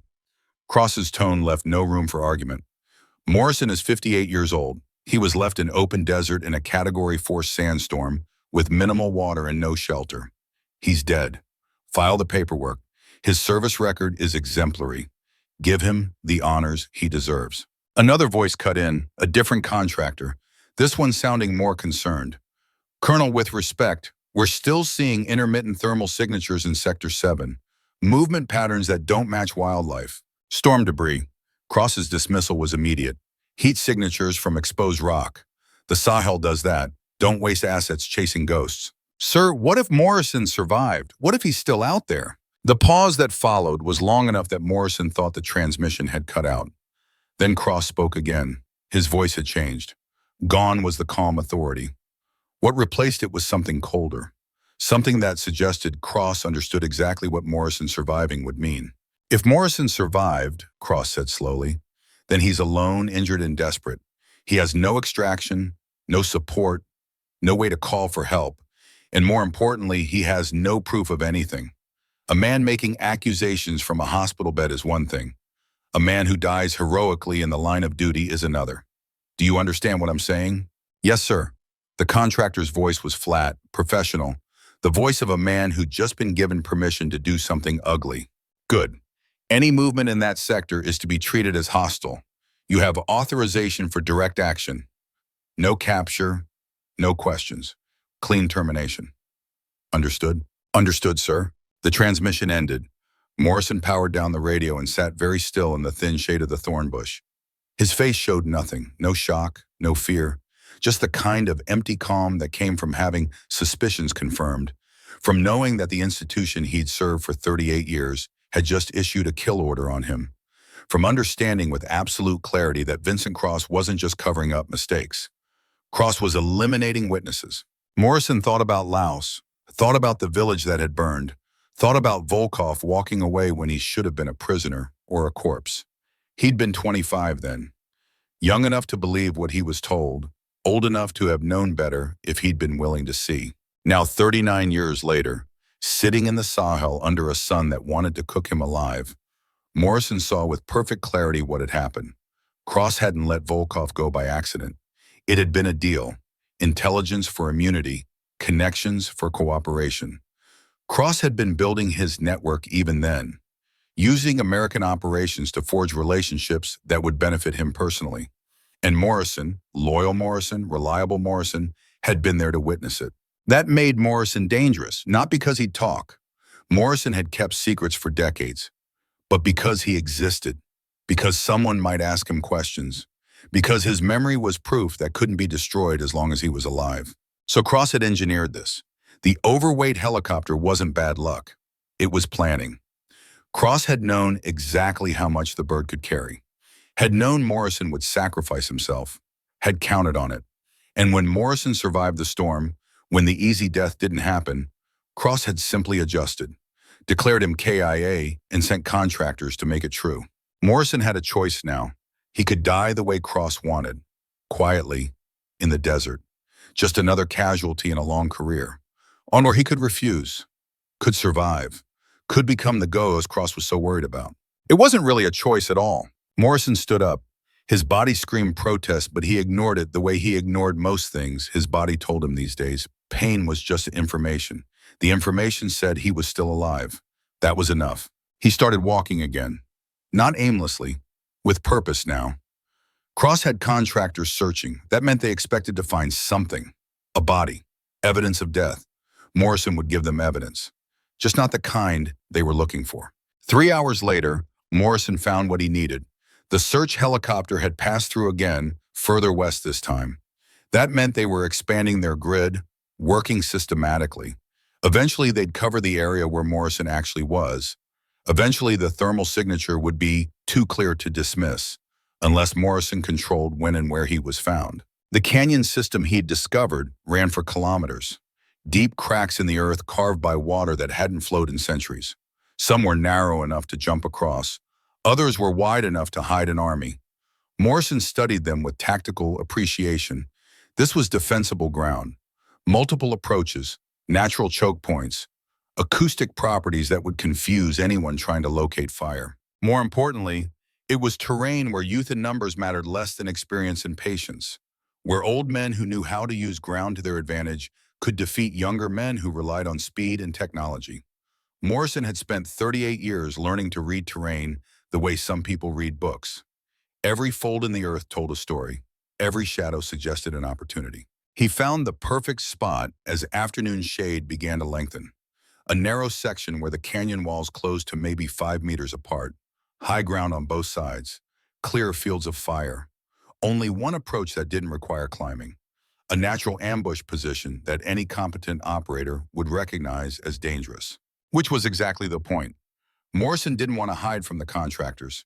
He wanted them to find him, wanted them to commit to the approach, wanted them to walk into a space where all their training told them they were exposed, because exposed meant cautious, and cautious meant predictable, and predictable meant Morrison could kill them. He spent an hour preparing the ground, not extensively, just enough, a disturbed patch of sand near the canyon entrance, a piece of equipment left visible, his boot prints leading in, a trail that said wounded man, desperate man, man at the end of his rope seeking shelter.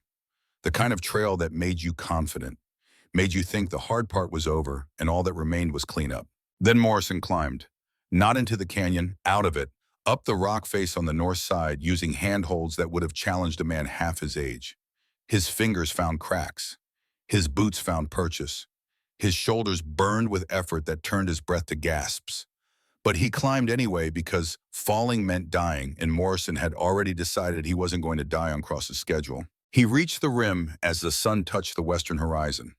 From his position, Morrison could see down into the canyon, could see the approach, could see everything that mattered. His rifle settled into a comfortable rest against stone. His breathing slowed. His mind went quiet the way it always did before violence. Not meditation, focus, the narrowing of reality down to simple equations. Target, range, wind, trigger press. Then he waited, because waiting was 90% of combat. The other 10% was making sure the waiting mattered. The contractors came as darkness settled. 5 of them, moving in a tactical column with proper spacing and weapon discipline. Professional, competent, the kind of men who'd done this enough times to have it down to routine. They approached the canyon carefully but not fearfully. They'd found the trail, seen the evidence, convinced themselves that Morrison was inside, injured, possibly dying. All that remained was confirmation. Morrison watched them through his scope, studied their movement, their gear, the way they communicated with hand signals and subtle shifts in position. American contractors, former military, probably former SOF based on how they moved. Men who'd taken the training Morrison's generation had given them and turned it into profit. He didn't judge them for that. Everyone made choices. Everyone justified those choices with whatever philosophy got them through the night. These men had chosen money over loyalty. Morrison had chosen loyalty over family. Neither choice was entirely right or entirely wrong. They were just choices. And now those choices had put them on opposite sides of an equation that would end with some of them dead. The lead man reached the canyon entrance and stopped. He was doing exactly what Morrison would have done. Scanning, assessing, looking for the trap he knew had to be there because men like Morrison didn't go to ground without a reason. The lead man was smart, cautious. He'd probably survive this. The second man wasn't as smart. He moved past the lead, eager, pushing into the canyon entrance with his weapon up. Young, maybe 30. Still had that confidence that came from not having been shot yet. Morrison had known 100 men like him. Most of them were dead now. The third and fourth men followed. They were setting up fields of fire, covering approaches, doing everything right except for one thing. They were looking into the canyon, not up. The fifth man hung back. Overwatch, smart. He'd taken a position 20 meters behind the others with good elevation and a clear line of sight. If Morrison had been inside the canyon, the fifth man would have made escape impossible. But Morrison wasn't inside the canyon. Morrison's first shot took the fifth man, not because he was the biggest threat, because he was the one who'd prevent the others from running. The rifle cracked, the sound bounced off canyon walls and turned into confusion. Where did that come from? Inside? Outside? Above? The fifth man dropped and the others scattered, diving for cover, trying to locate a threat they'd been looking for in entirely the wrong place. Morrison's second shot came before they could organize. He took the eager one, the second man who'd pushed into the canyon, youth and confidence and a fraction of a second too slow. The man went down and didn't move. 2 down in 4 seconds. Morrison worked the bolt and acquired the third target. But the third man was good. He'd gone to ground and gone silent. Wasn't moving, wasn't returning fire. Was doing exactly what Morrison would have done, making himself invisible, forcing Morrison to either reveal his position further or wait. It was smart tactical thinking. Morrison respected that. Then he shot him anyway. The man had gone still, but he was still breathing. Breathing meant movement, slight movement, fractional rise and fall of the chest. At 400 meters in fading light, it should have been impossible to see. Morrison saw it anyway because 40 years of looking through rifle scopes had taught him to see what shouldn't be visible. The man died not knowing where the shot came from. That was a mercy Morrison didn't have to give. He gave it anyway. 3 down, 2 remaining. The lead man and Wayne one other.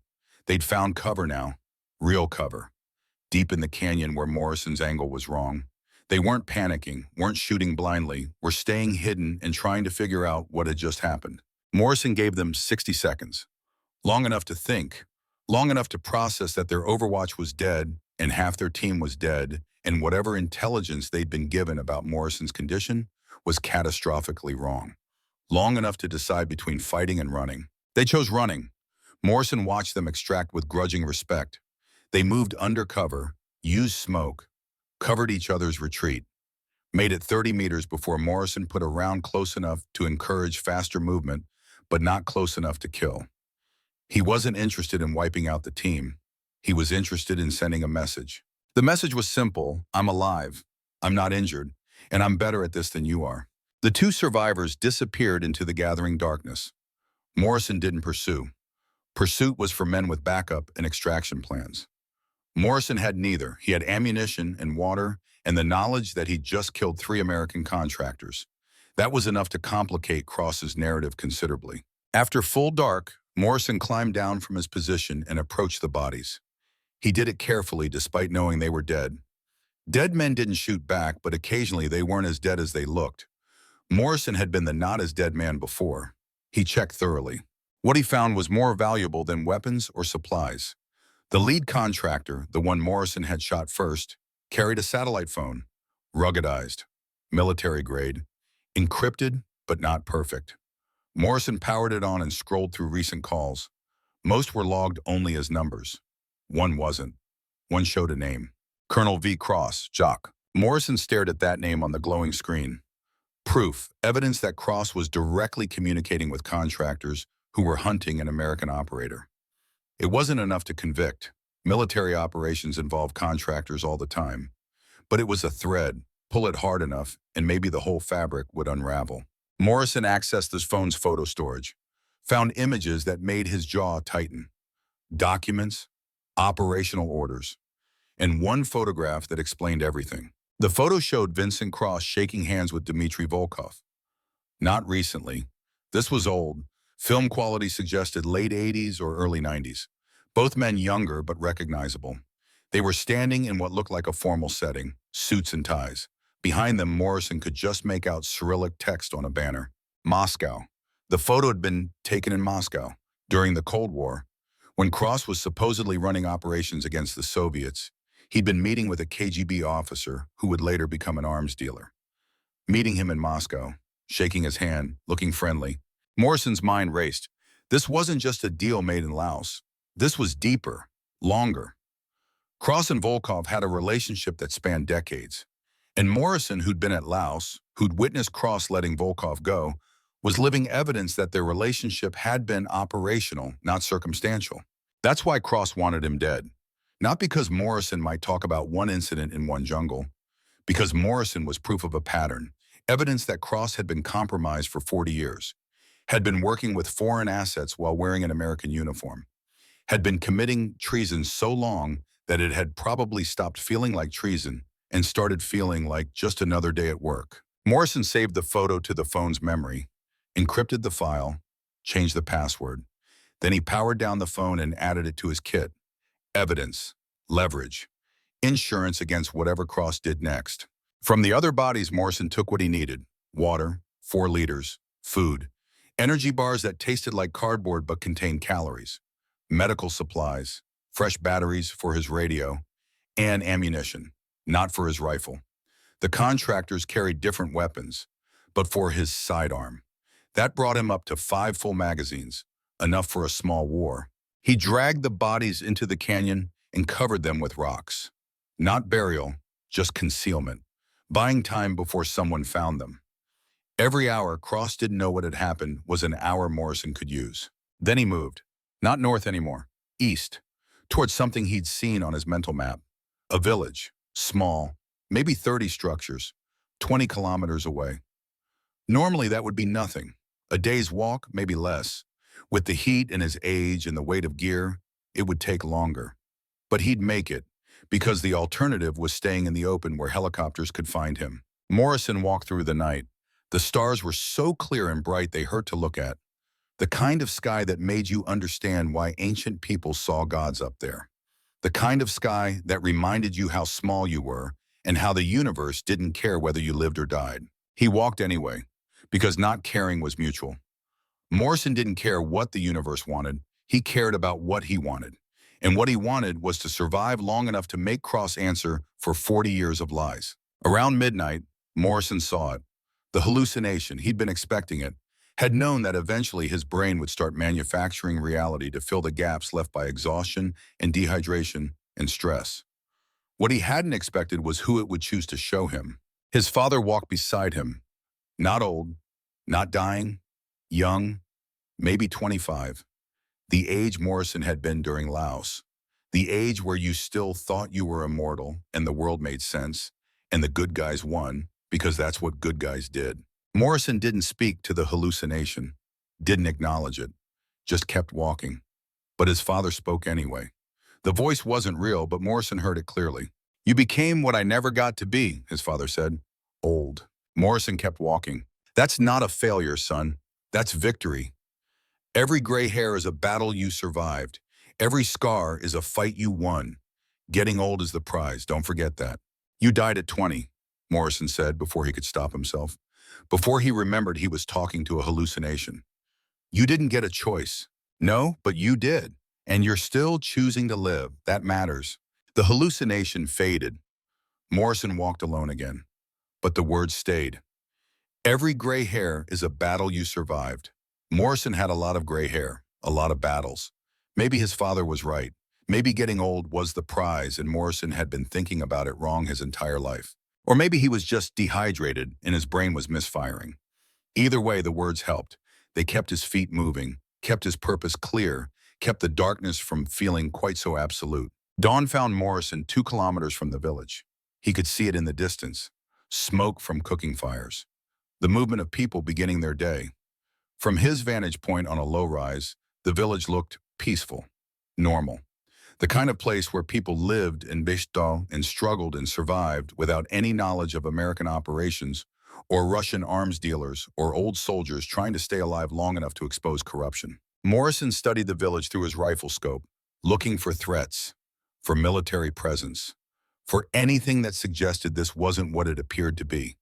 He saw nothing alarming, just people, families, livestock. The ordinary machinery of human survival in a place that made survival hard work. He wouldn't go in, couldn't risk it. Civilians meant complications, meant exposure, meant too many variables Morrison couldn't control. But near the village meant water, meant possibly supplies if he was careful, meant a chance to rest somewhere other than exposed ground. Morrison found a wadi a kilometer from the village, a dry riverbed carved deep into the earth by water that only flowed a few times a year. Right now it was empty and shadowed and perfect for hiding. He slid down into it and found an undercut bank where he could sit with his back protected and his weapon covering the approaches. Then he did something he hadn't done in 48 hours. He closed his eyes, not sleep, not really, but rest. The kind of exhausted half-consciousness where you were aware of your surroundings, but your body was screaming for shutdown and you gave it what you could afford. 30 minutes, maybe an hour. Enough to recharge systems that were running on fumes and determination. When he woke, the sun was higher and he was still alive. That was enough. Morrison checked the satellite phone. Still had battery, still had signal. He scrolled through Cross's contact list and found something interesting. Recent calls to a number in the States. Virginia, Morrison recognized the area code. Northern Virginia, where JSOC was headquartered, where Cross's bosses worked, where decisions got made about operations and personnel and who lived and who died. Morrison had another choice to make. He could call that number, could try to reach someone above Cross, could attempt to explain that he'd been left to die, that contractors were hunting him, that Cross was compromised. Maybe someone would listen, maybe someone would care, or maybe they'd just decide Morrison was the problem, a liability, A 58-year-old Master Chief making wild accusations without proof beyond a photograph that could be explained away. And maybe Morrison's call would just tell Cross exactly where he was and how desperate he'd become. Morrison powered down the phone. Not yet. Not until he had more than accusations. Not until he had proof that couldn't be dismissed. He drank water, ate an energy bar, checked his rifle, the rituals of survival, the small tasks that kept you focused on the next minute instead of the impossible situation you were in. The radio crackled. Morrison had left it on passive scan, monitoring frequencies. Now it picked up traffic. American voices, Cross's voice, speaking to someone. The transmission was broken, intermittent, but Morrison caught enough. Thermal signature confirmed Sector 7, moving to intercept. Authorization for the transmission cut out. But Morrison understood. They'd found his trail. Were moving to where they thought he'd be, which was good because Morrison wasn't there anymore. Was here, in a wadi, with high ground and clear sight lines and the patience to wait for whatever came next. Nothing came. Not that day. Morrison spent the afternoon in the wadi, resting when he could, watching when he couldn't, thinking about Marcus, about his son, about 33 years of missed birthdays and broken promises and choices that couldn't be undone.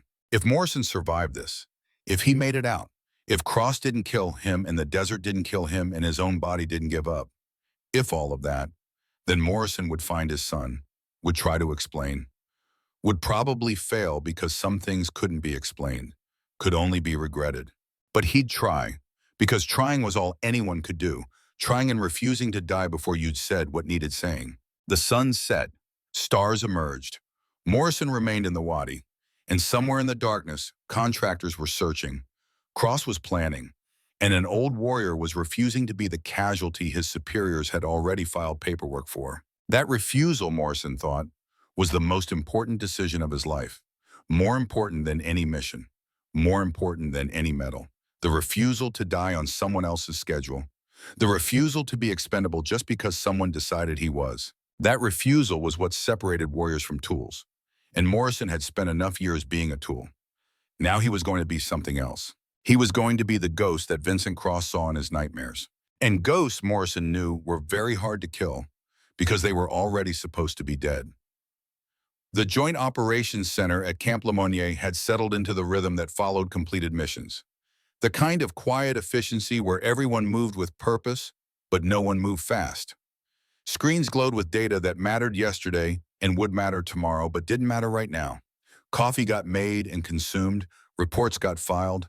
The machinery of modern warfare continued turning even when no one was actively dying.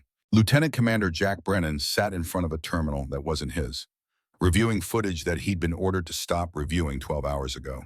His eyes were red from lack of sleep and the constant exposure to blue light. His jaw was tight enough to ache. He'd been watching the same clips on repeat for 6 hours. Thermal imagery, satellite feeds, ISR footage from aircraft that had been doing other things but happened to catch fragments of something that maybe mattered. Technical Sergeant Ethan Cole sat at the adjacent terminal. He was 33, thin in the way that suggested he forgot to eat when he was focused, and possessed the kind of technical expertise that made him simultaneously invaluable and ignored. Officers wanted his results but not his opinions. Cole had learned to provide the former and keep the latter to himself, except with Brennan. Brennan asked for opinions, actually listened to them. That was rare enough that Cole had decided to risk his career to help. "Sir," Cole said quietly, eyes not leaving his screen, "you need to see this." Brennan rolled his chair over. Cole's display showed thermal imagery from a reconnaissance drone. The footage was from 18 hours ago. Night operation. The drone had been tasked to scan for enemy movement in Sector 7. It had found something, a heat signature. Single person, moving with discipline across broken terrain. "Could be local," Brennan said, but his voice lacked conviction. "Could be." Cole zoomed in. The resolution was poor, but the movement pattern was clear. Except locals don't move like that. See the spacing? The way they check corners before advancing? The tactical discipline? Brennan leaned closer. The figure moved the way trained operators moved. Economical, purposeful, always covering approaches, always maintaining situational awareness. This wasn't someone wandering. This was someone with a mission. Timestamp puts this 6 hours after the extraction, Cole continued, which means whoever this is survived the storm and was operational enough to be moving with clear intent. Brennan felt something cold settle in his chest. Show me the coordinates. Cole brought up a map. The heat signature was approximately 8 kilometers from the landing zone. Too far for someone injured or dying. Too far for someone who'd been left without water or equipment. But exactly the right distance for someone who knew how to pace themselves and had decided survival was more important than speed. That's Morrison, Brennan said. It wasn't a question. Cole hesitated. Sir, the official report lists Master Chief Morrison as killed in action. Storm casualty. Colonel Cross signed it himself. I know what the report says. I'm asking what you think. Cole looked at his screen, then at Brennan, then made the decision that would define his career one way or another. I think Master Chief Morrison is the toughest son of a bitch I've never met. And I think if anyone could survive what we left him in, it's him. Brennan stood. He paced 3 steps, stopped, paced back. His mind was racing through implications. If Morrison was alive, that changed everything. The sacrifice, the extraction, the report, the funeral arrangements that were already being planned. All of it became something else, something complicated, something that suggested the official narrative was incomplete at best and deliberately false at worst. Cross needs to know, Brennan said. Sir, Cole's voice carried a warning. What if Cross already knows? The question hung in the air between them. Brennan turned to look at Cole. The younger man's face was carefully neutral, but his eyes told a different story. Suspicion, doubt. The kind of thoughts that could end a career if spoken to the wrong person. What are you suggesting? Brennan asked. Cole pulled up another file. More footage. This time from the village assault. Time-stamped from the mission. It showed the compound where they'd captured Volkov. Showed the firefight. But Cole wasn't showing Brennan the assault. He was showing what happened after. Watch Cross, Cole said. On the screen, Colonel Vincent Cross walked through the compound. Not during the fighting, after. When it was secure. He moved to a corner where Volkov sat with his hands bound. Cross sent the guards away. Then he leaned close to Volkov, spoke to him. The footage had no audio, but their postures suggested this wasn't an interrogation. It was a conversation. Between people who knew each other. That's not protocol, Cole said. You don't send guards away. You don't have private conversations with high-value targets. Unless the target isn't actually an enemy, Brennan finished. His voice was flat. Unless you're coordinating stories, unless you're making sure everyone knows what to say and what not to say. Cole nodded. I dug deeper, found encrypted communications between Cross and a private military contractor. The same contractors who were providing security at that village. The same contractors who should have been preventing our assault but seemed to know exactly where not to be during the breach. Brennan felt his world tilting. Cross set us up. I think Cross set Morrison up, Cole corrected. We were just the mechanism. The overweight helicopter wasn't an accident, sir. I checked the flight logs. That bird was rated for the load we had. Should have been able to lift. But someone filed a maintenance report 3 days ago claiming reduced engine performance. A report that was never verified, but was enough to give the pilots justification for refusing to load additional weight. Morrison wasn't additional weight.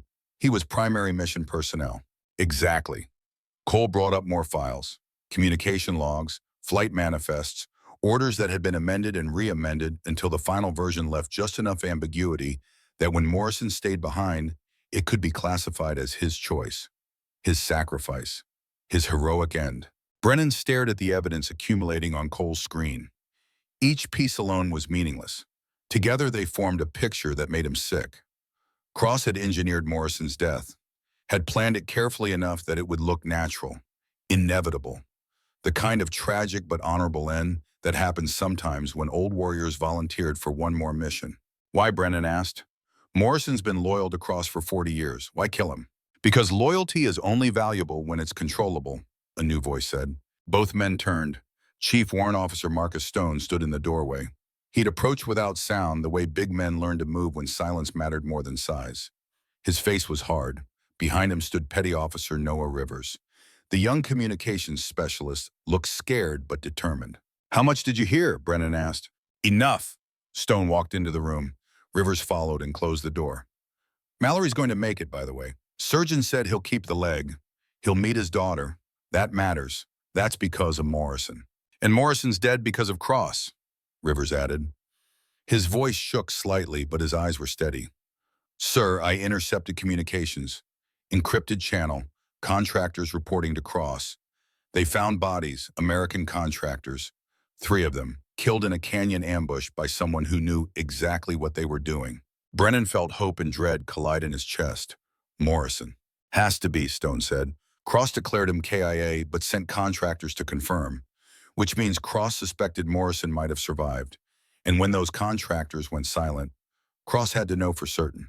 Cole pulled up new footage on his screen. This came in an hour ago. ISR picked it up during routine scan of Sector 7. The image showed a canyon, bodies lying in positions that had suggested they died violently. 4 confirmed KIA, all matching the profiles of contractors Cross hired. Cause of death appears to be precision rifle fire from elevated position. That's Morrison's signature, Stone said with something like pride in his voice. Old school sniper tactics. Use terrain, control engagement distance, make them come to you. Brennan looked at each man in turn. What you're suggesting is that we go after him. Against orders. Against Cross. Against the entire chain of command. Yes, sir, Stone said simply. They'll court-martial us, best case scenario. Probably, Rivers agreed. We could all lose our careers. Cole shrugged. I've been behind a desk my whole life, sir. Wouldn't mind seeing what it's like to actually do something that matters. Brennan felt something shift inside him. A decision forming that he'd been avoiding since they'd left Morrison in that landing zone. Duty said follow orders. Honor said something else entirely. He'd spent his career trying to balance the two. Now they were pulling in opposite directions and he had to choose. He reached up and removed his seal trident from his uniform. The metal was warm from his body heat. He'd worn it for 12 years. It meant rank and recognition and belonging to something bigger than himself.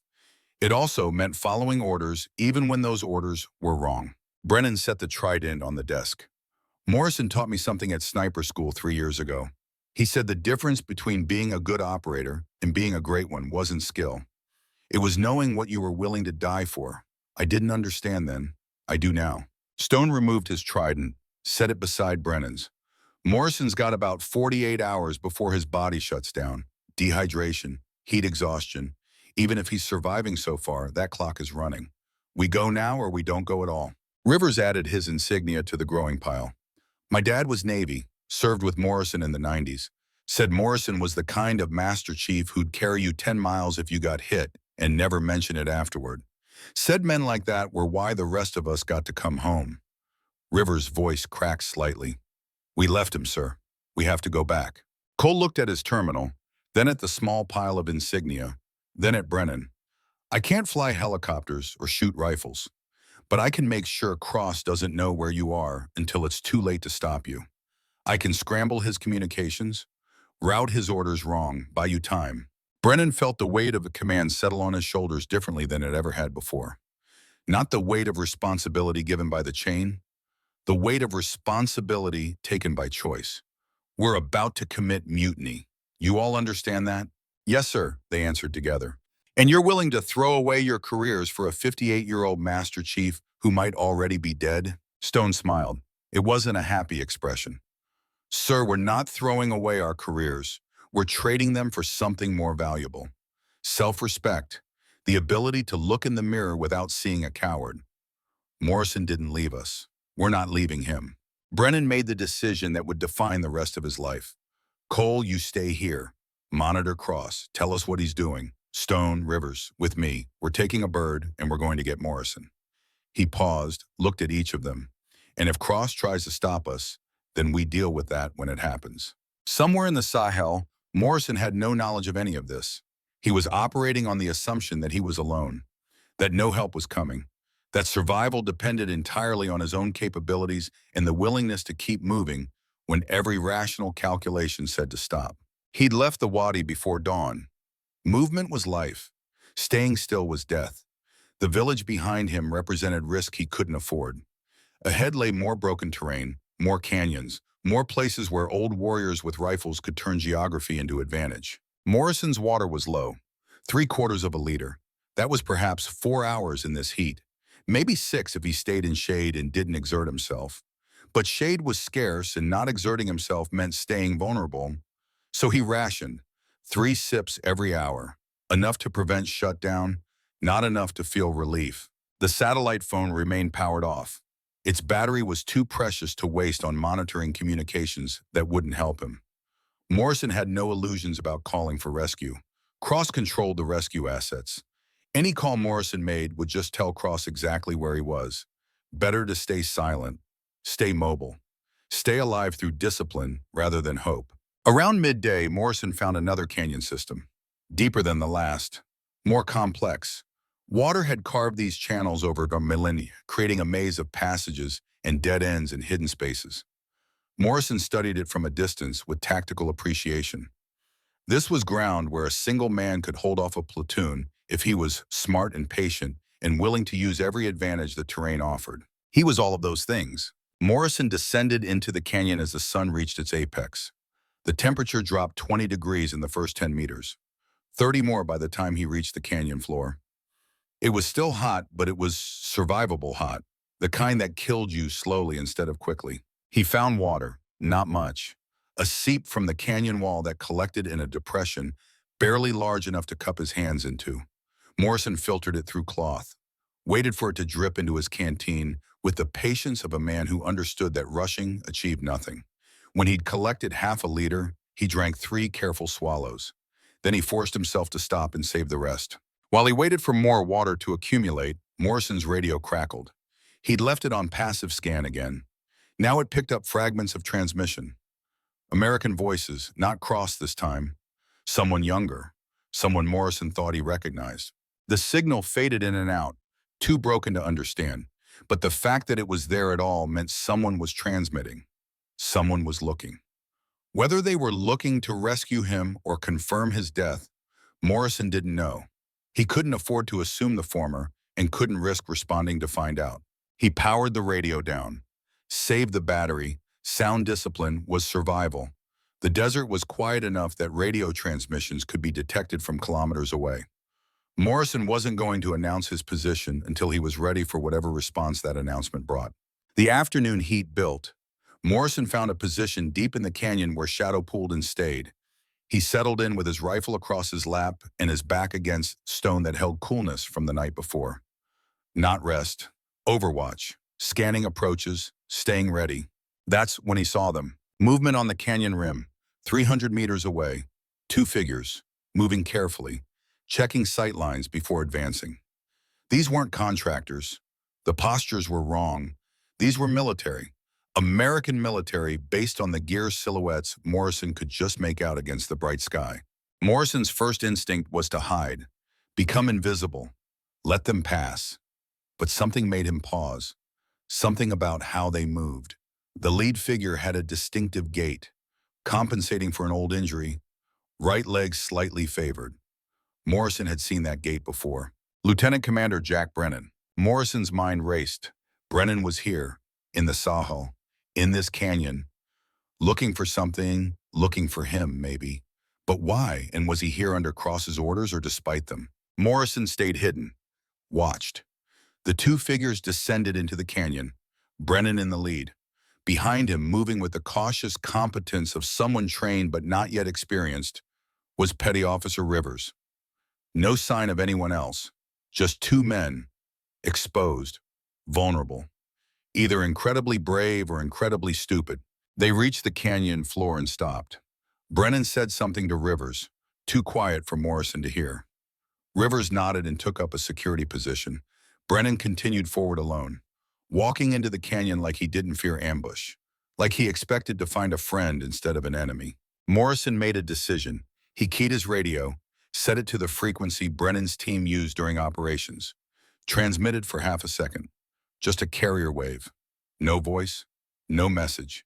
Just the brief electronic chirp that said someone with military radio was here and paying attention. Brennan froze. His hand went to his own radio.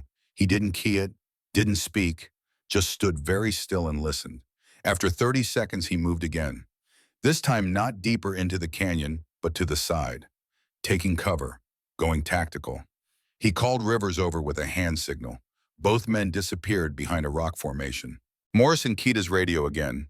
2 chirps this time, the signal pilots used for friendly recognition. I'm not your enemy. I'm on your side. Let's talk. Brennan's response came through Morrison's earpiece. Voice only, controlled but carrying undercurrents of emotion that suggested this wasn't a routine operation. Graybeard Actual, this is Reaper. If you can hear me, key twice for yes. Morrison keyed twice. Master Chief, we're here to extract you. We have a bird standing by, but I need to know you're not compromised, that you're still you.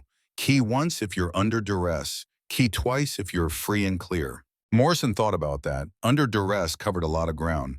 He was dehydrated, exhausted, running on fumes and determination. But no one had a gun to his head. No one was forcing him to do anything.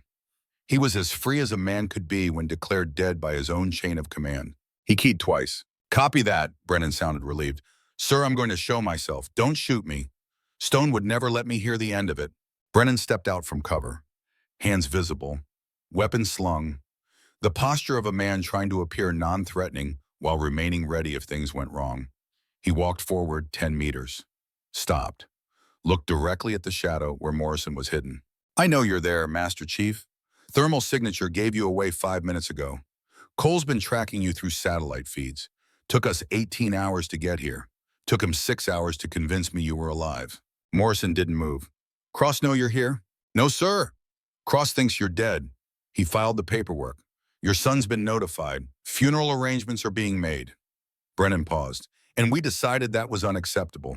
So we took a helicopter without permission and came to get you. That's mutiny. Yes, sir, it is. You'll lose your career. Already did. Took off my Trident 6 hours ago. So did Stone and Rivers. We're out here on our own recognizance. No orders, no authority, no backup. Just 3 men trying to do right by another man who did right by us. Morrison felt something unfamiliar move through his chest. Not quite emotion. More like the memory of what emotion used to feel like before 40 years of service had calcified it into something harder and less accessible. These men had thrown away their careers, had risked court-martial, had come into hostile territory without support. For him, for a 58-year-old Master Chief who they could have written off as an acceptable loss. Why, Morrison asked. The question came out rougher than he intended. Because you taught me something, Master Chief. You taught me that being a good operator wasn't about following orders. It was about knowing what you were willing to die for.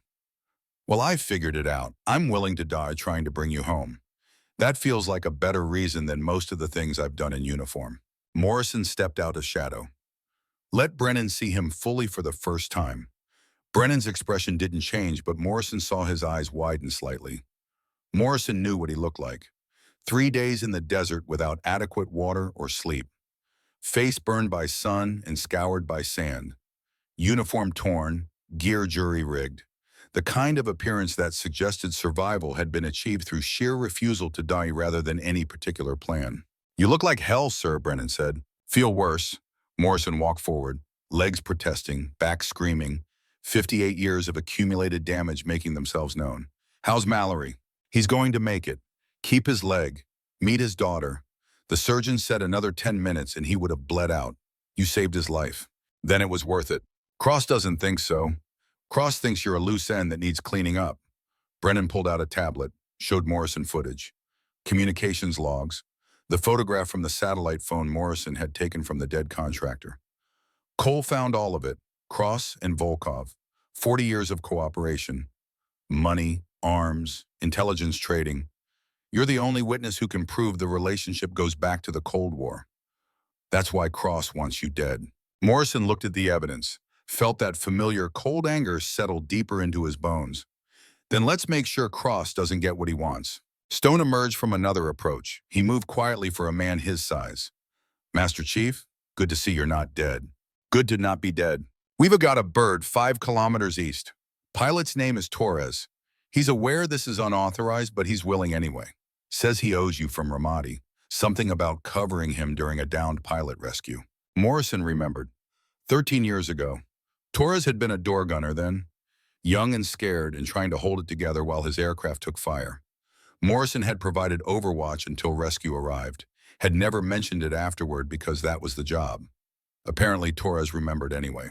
Then let's not waste his willingness, Morrison said. But first I need to make a call.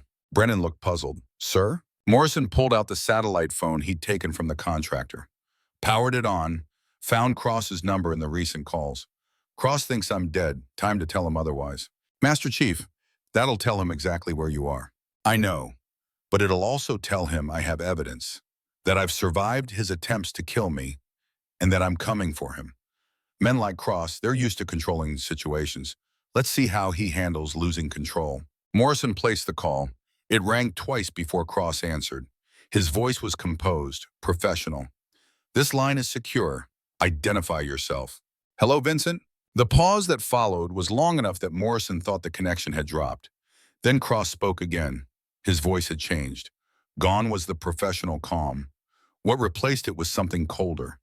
Something that suggested Cross had just had his worst fear confirmed. Morrison, you should be dead. Lots of people should be dead, Vincent. We're both proof that should doesn't mean much. Where are you? Close enough. Morrison looked at Brennan, at Stone, at Rivers standing security, at the evidence that would end Cross's career and possibly his freedom. I have something that belongs to you. A photograph. Moscow. You and Volkov. 1987 based on the styling. You both look younger, happier, like old friends meeting for drinks. Another pause. When Cross spoke again, his voice was flat. Dead. The voice of a man who just realized he'd lost. That doesn't prove anything. It proves pattern, it proves relationship, combined with the communications logs, the contractor payments, the operational orders. It proves you've been compromised for 40 years, Vincent. That you've been working with a Russian asset while wearing an American uniform. They have a word for that.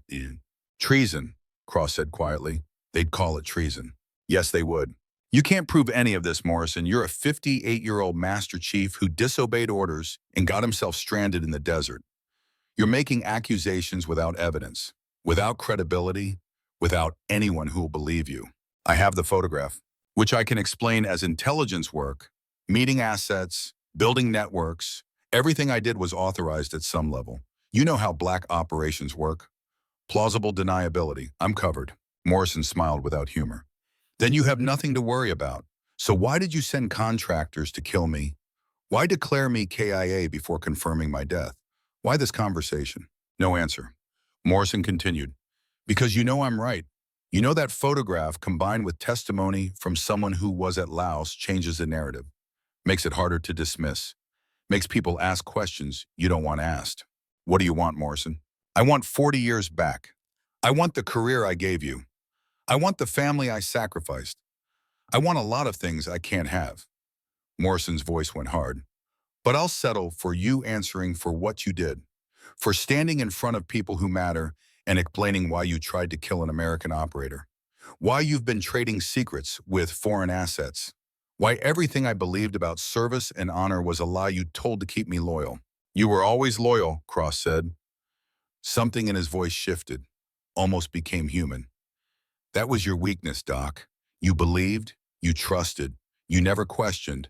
That made you valuable, but it also made you expendable, because true believers are dangerous when they stop believing. So you decided to eliminate me before I could become dangerous. I decided to protect something bigger than one man's conscience. The networks I built, the assets I cultivated. They save American lives, Morrison. They prevent wars. They give us advantages our enemies don't know we have. And yes, sometimes that requires cooperation with people who aren't technically allies. Sometimes it requires sacrifice. You of all people should understand sacrifice. I understand you used my loyalty as a weapon against me. I used your loyalty to keep you alive as long as possible. You were a good operator, Morrison, one of the best, but you were also a witness, and eventually witnesses become liabilities. I gave you 38 good years, more than most men get. You should have taken the retirement, should have faded away quietly. This didn't have to end with you in the desert and me explaining why you're a threat. Morrison looked at Brennan, at the younger man's face, at the determination and anger and righteousness that suggested the next generation hadn't been completely corrupted yet. Maybe there was hope. Maybe the institution could be saved if enough people like Brennan refused to accept that loyalty meant blind obedience. I'm coming in, Vincent, with evidence, with testimony, with 3 officers who've already committed mutiny by coming to get me. This is going to get messy. A lot of careers will end, yours especially. You can make this easier by surrendering, by cooperating, or you can fight it, your choice. Cross's laugh was bitter. You think you've won. You think having that photograph and some loyal subordinates changes anything. It doesn't, Morrison. I have resources you don't understand, protection you can't imagine. I've been building this network for 40 years. I'm not some colonel who got caught taking bribes. I'm an institution. Then the institution is corrupt and needs to burn. The institution is complex, morally gray, operating in spaces where right and wrong aren't clear. You never understood that, Doc. You always wanted things to be simple, good versus evil, us versus them. But the world doesn't work that way. It never did. Maybe not. But murder is simple. Treason is simple. You tried to kill me, Vincent, multiple times. That's not complex or gray. That's you deciding I was worth less than your secrets. And I'm going to make sure everyone knows it. Morrison ended the call. The silence that followed felt heavy, final. He just burned every bridge he had, made himself an enemy of a man with significant resources and no remaining conscience. But he'd also drawn a line, chosen a side, decided that some things were worth fighting for even when the fight was unwinnable. That was either really smart or really stupid, Stone observed. Probably both, Morrison agreed. Let's move. Cross knows where we are now. He'll send assets. We need to be gone before they arrive. The extraction took 3 hours. They moved fast but carefully through terrain that wanted to kill them almost as much as Cross did. Morrison's body protested every step, but he kept moving because stopping meant dying, and he wasn't ready for that yet. Had things left to do, people to face, words to say. The helicopter was waiting where Torres had promised. The pilot saw Morrison and smiled. Master Chief, been a long time. Ramadi, Morrison said, 2011, you were door gunner on that downed pilot rescue. You remember. I remember all of them. They lifted off as the sun began its descent toward evening. The Sahel fell away beneath them, rock and sand and emptiness that had tried to consume Morrison and failed. He looked down at it without sentiment. The desert didn't care whether he lived or died. Neither did history. Neither did the universe. But the men in this helicopter cared. And that, Morrison thought, was enough. Brennan sat beside him. Master Chief, what happens when we land? Cross will have us arrested, court-martial probably, dishonorable discharge if we're lucky. And if we're not lucky, Leavenworth. Maybe worse if Cross convinces people we're the threat and he's the victim. Morrison looked at each man in turn. You all understand that? You threw away your careers for this. For me. And it might not even matter. It matters, Rivers said. His young face was serious, determined. My dad served with you. He told me that Master Chiefs like you were the reason the rest of us got to have dads. That you'd carry wounded men 10 miles and never mention it. That you'd take the hard calls so younger guys didn't have to. He paused. You took the hard call at that landing zone. Stayed behind so we could leave. So Mallory could live. We weren't leaving you to die alone in the desert.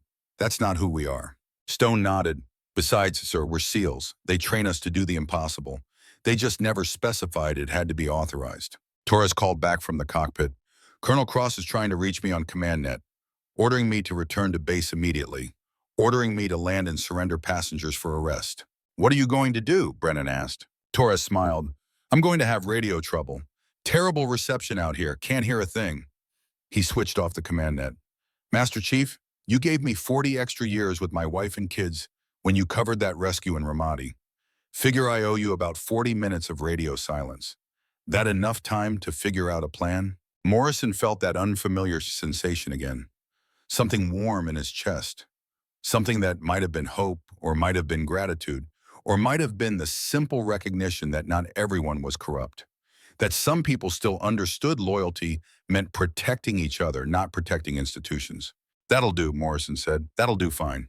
The helicopter flew east, toward bases and confrontations and consequences none of them could fully predict. But it flew with 5 men who decided that doing right mattered more than doing what they were told. And in the gathering dusk over the Sahel, that felt like victory enough. The helicopter flew through darkness that felt absolute. Below them, the Sahel had disappeared into night. Above, stars wheeled through a sky so clear, it seemed possible to reach up and touch them. Inside the bird, 5 men sat in silence that carried the weight of decisions made and consequences coming. Morrison watched the stars and thought about his father, about being 20 years old and dying in a jungle, about whether the old man had felt peace in those final moments or just regret for all the things left undone. Torres's voice came through the headset, tight, controlled, the voice of a man delivering bad news he wished he didn't have to share. Master Chief, we've got a problem, two actually. Tell me, Morrison said. First problem, Cross has been busy. He's got orders waiting at Camp Lemonnier, military police, JAG officers, a whole reception committee ready to arrest everyone on this bird the moment we touch down. Charges include mutiny, theft of military property, disobeying direct orders, and unauthorized operations in a combat zone. Expected that, Brennan said. What's the second problem? Cross is there, personally. Flew in from JSOC headquarters 3 hours ago. He's not just filing charges remotely. He wants to be there when we land, wants to make sure this gets handled his way. Stone made a sound that might have been a laugh. Man really doesn't like loose ends. Morrison's mind worked through the tactical situation. They couldn't avoid landing.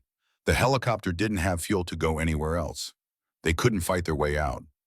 Military police meant overwhelming force and rules of engagement that didn't favor the people trying to resist arrest, and they couldn't rely on the evidence to save them.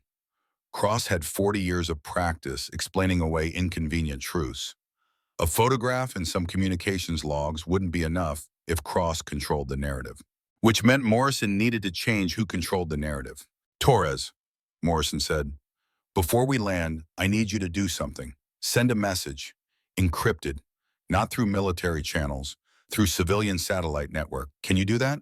Depends on the message. Morrison pulled out of the satellite phone he'd taken from the contractor, found the photograph of Cross and Volkov. Send this photo to every major news organization you can reach. New York Times, Washington Post, Associated Press, Network News, all of them.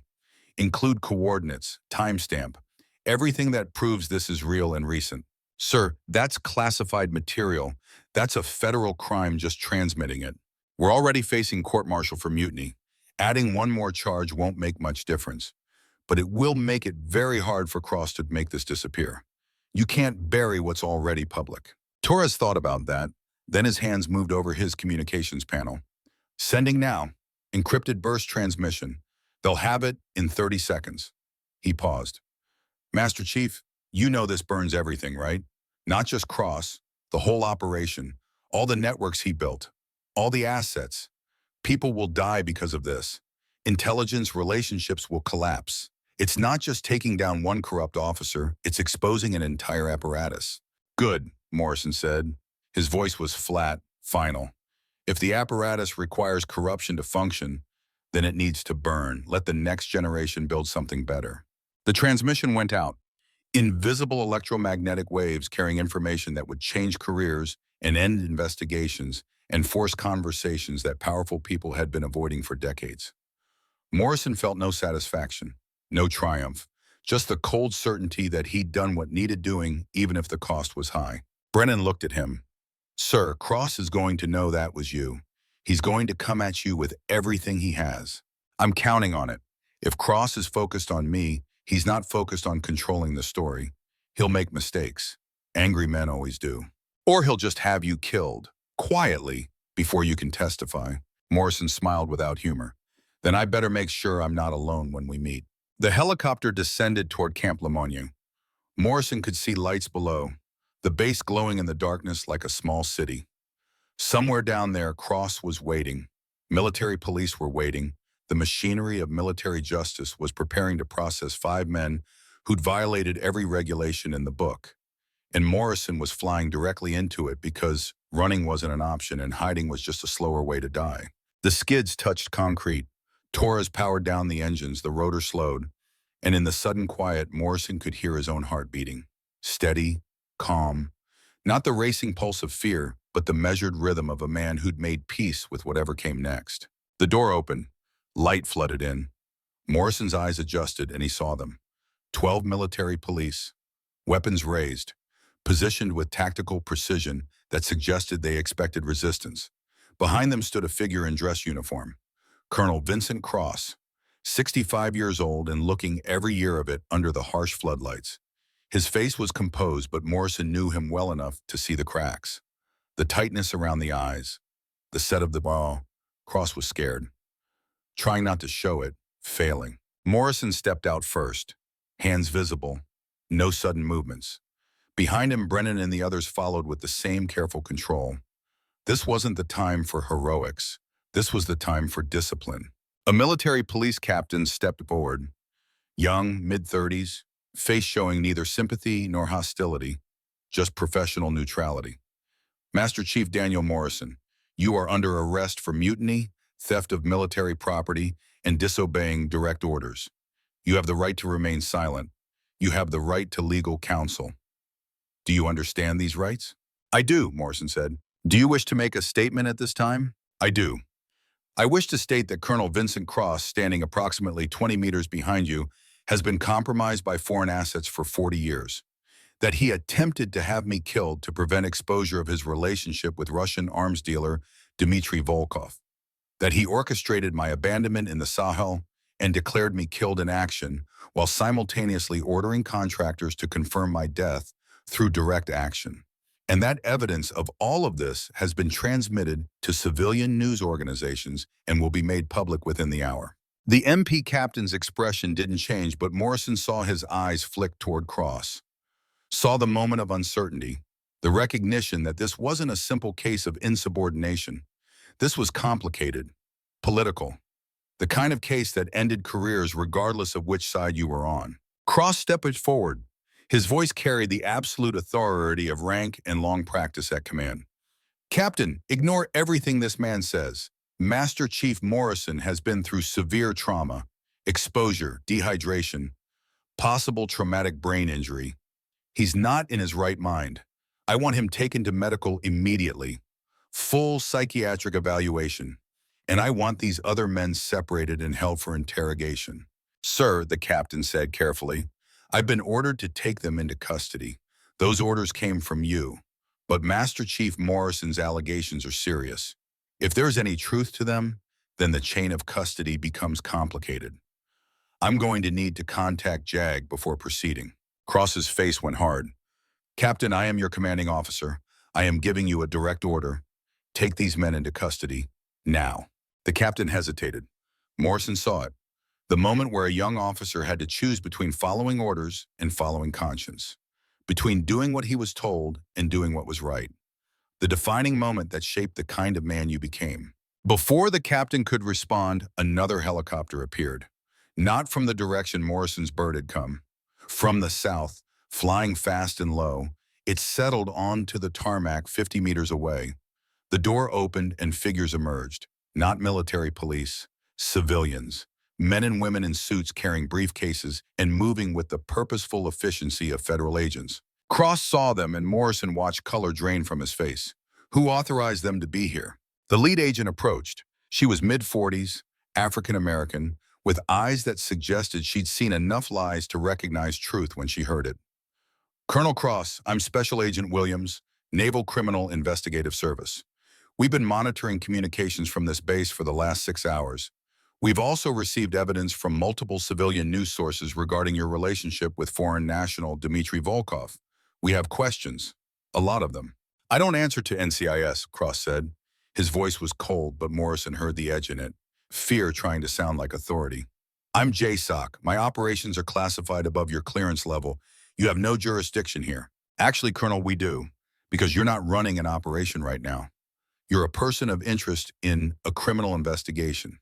And the moment you tried to have Master Chief Morrison killed, you stopped being protected by operational security and started being subject to criminal law. Cross's hand moved toward his sidearm. Not quickly, not threateningly, just a subtle shift that Morrison recognized from 40 years of watching men make decisions under pressure. Cross was calculating, measuring odds, deciding whether this was the moment to fight or the moment to fold. Morrison stepped forward, slowly, hands still visible. Don't, Vincent. It's over. You pull that weapon and these MPs will put you down. And you'll die right here on this tarmac instead of having a chance to explain yourself. Is that really how you want this to end? Cross's hands stopped, moving. His eyes found Morrison's.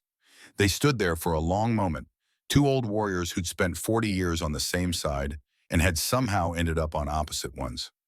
Morrison saw emotions flicker across Cross's face. Anger, betrayal, regret, and underneath it all, the recognition that Morrison was right. It was over. You destroyed me, Cross said quietly. Everything I built, everything I protected. 40 years of work, gone because you couldn't let it go. You destroyed yourself, Morrison replied. The moment you decided I was expendable. The moment you forgot that loyalty runs both ways. I would have kept your secrets, Vincent. Would have taken them to my grave. But you didn't trust that. You didn't trust me. So you tried to kill me, and that's on you. Cross laughed. It was a bitter sound, empty of joy. You want to know the funny thing? I did trust you. That's why I tried to have you killed. Because I knew if you ever found out the truth, you'd do exactly this. You'd burn everything down because you're a true believer. You actually think honor and integrity matter. That service means something beyond survival and advantage. He shook his head. I lost that illusion 30 years ago, but you never did. And that made you the most dangerous person I knew. Special Agent Williams gestured. Two agents moved toward Cross. Colonel Cross, we're taking you into custody. You can cooperate or you can resist. Your choice. Cross didn't resist. He unbuckled his sidearm and handed it over. Let them place him in restraints. Didn't fight, didn't argue, just accepted it with the same cold professionalism he'd brought to everything else in his life. As they led him away, he looked back at Morrison one final time. I hope it was worth it, Doc. I hope destroying what I built was worth destroying your own career. Because you're done too. You know that, right? You can't expose this without being collateral damage. They'll throw you away to protect the institution. You'll end up court-martialed anyway. Dishonorable discharge. No pension, no recognition, just another old man who served his whole life and got nothing for it. Morrison met his eyes. I'm not doing this for recognition. I'm doing it because it's right. That's the difference between us. You forgot why we served. I never did. Cross was taken away. The tarmac fell silent. Morrison stood there feeling exhaustion crash over him like a wave. 3 days in the desert, minimal sleep, constant stress. His body was done, wanted to shut down. But there was more to do, more conversations to have, more consequences to face. Special Agent Williams approached Morrison. Master Chief, we're going to need your testimony. Everything you know about Colonel Cross, about the operations in Laos, about Volkov, all of it. I understand. You should also understand that this is going to get complicated. Cross was involved in things that go beyond one officer's corruption. Networks, relationships, operations that are still active. Some very powerful people are going to be very unhappy that you expose this. They're going to come after you, legally, politically, maybe other ways. I know. Williams studied him. Why did you do it? You could have taken the quiet retirement, could have kept Cross's secrets and lived out your life in peace. Why throw that away? Morrison thought about that question, about his father dying at 20, about Mallory bleeding out on a helicopter, about Marcus, his son, living a life Morrison had chosen not to be part of, about 40 years of service, and whether any of it had meant anything if the institution he served was rotten at its core. Because someone had to, Morrison said simply. Because if good men stay silent about corruption, then corruption wins. Because I'm 58 years old, and if I don't stand up now, then what was the point of any of it? Williams nodded slowly. For what it's worth, Master Chief, I think you did the right thing. It's going to cost you, but you did right. She walked away to coordinate with her team. Morrison stood on the tarmac and watched the organized chaos of federal agents doing what federal agents did. Processing evidence, taking statements, beginning the long, slow grind of investigation that would consume months and destroy careers, and maybe, if they were lucky, result in something approximating justice. Brennan approached. He looked exhausted but also relieved, like a man who'd been carrying weight he didn't know he had until it was gone. Sir, I just got word. The photos hit the news. All the major networks. They're running stories about military corruption and foreign asset compromise. This is going to be national news by morning. Good. Cross was right about one thing, though. We're all going to face charges. Mutiny doesn't stop being mutiny just because we had good reasons. I know. Morrison looked at the younger man. Thank you for coming to get me. For risking everything. You didn't have to do that. Yes, sir, I did. Because you taught me what mattered, and I needed to prove I'd learned the lesson. Stone and Rivers joined them, all four men standing together on the tarmac like they were waiting for something without knowing what. Eventually, Stone broke the silence. So what happens now? Now we face the music, Morrison said. Court-martial, probably. Maybe prison. Definitely the end of our military careers. But we do it knowing we did the right thing. That has to be enough. It is enough, Rivers said. His young face was serious, determined. My dad always said that at the end of the day, the only thing that mattered was whether you could look yourself in the mirror. I can look in the mirror now. Couldn't have if we'd left you in that desert. They stood together in silence. Brothers not by blood, but by choice. By the shared experience of combat and sacrifice and the decision to put honor above career. Morrison felt something warm in his chest. Not quite peace, but something close. The recognition that he wasn't alone. That the institution might be corrupt, but the men in it weren't all broken. That maybe the next generation would do better. A voice cut through the night. Young, uncertain. Calling a name Morrison hadn't heard spoken aloud in 5 years. Dad? Morrison turned and froze. Because standing 30 meters away, having just emerged from a civilian vehicle, was his son. Marcus Morrison. 33 years old, hair longer than Morrison remembered, face harder, but unmistakably his son. The boy Morrison had failed to raise. The man Morrison had chosen to be absent from. Standing there in civilian clothes, looking lost and scared and determined all at once. Morrison couldn't move, couldn't speak, could only stare at his son and feel 40 years of failures and regrets crash over him like a physical force. Marcus walked forward, slowly like he was approaching something that might bolt if he moved too fast. I got a call from a Sergeant Cole. He said you were alive, that someone had declared you dead but you'd survived, that I needed to come now or I'd regret it forever. Marcus stopped 3 meters away. I thought he was crazy, thought it was a scam, but something in his voice made me believe. So I got on a plane, and here I am. Morrison found his voice. It came out rough, broken. You shouldn't be here. This is a military base. Active investigation. Civilians aren't allowed. Aren't. Agent Williams cleared me, said I had a right to see my father before they took him into custody. Marcus's voice cracked slightly. Is it true? Did someone try to kill you? Yes. Why? Because I knew things. Because I was a witness to crimes committed 40 years ago. Because the man who tried to kill me decided I was worth less than his secrets. Marcus processed that. His face showed a dozen emotions Morrison couldn't name. And you survived. You survived 3 days in the desert, at 58 years old, after they left you to die. I did. Because you're stubborn. Because you refused to quit.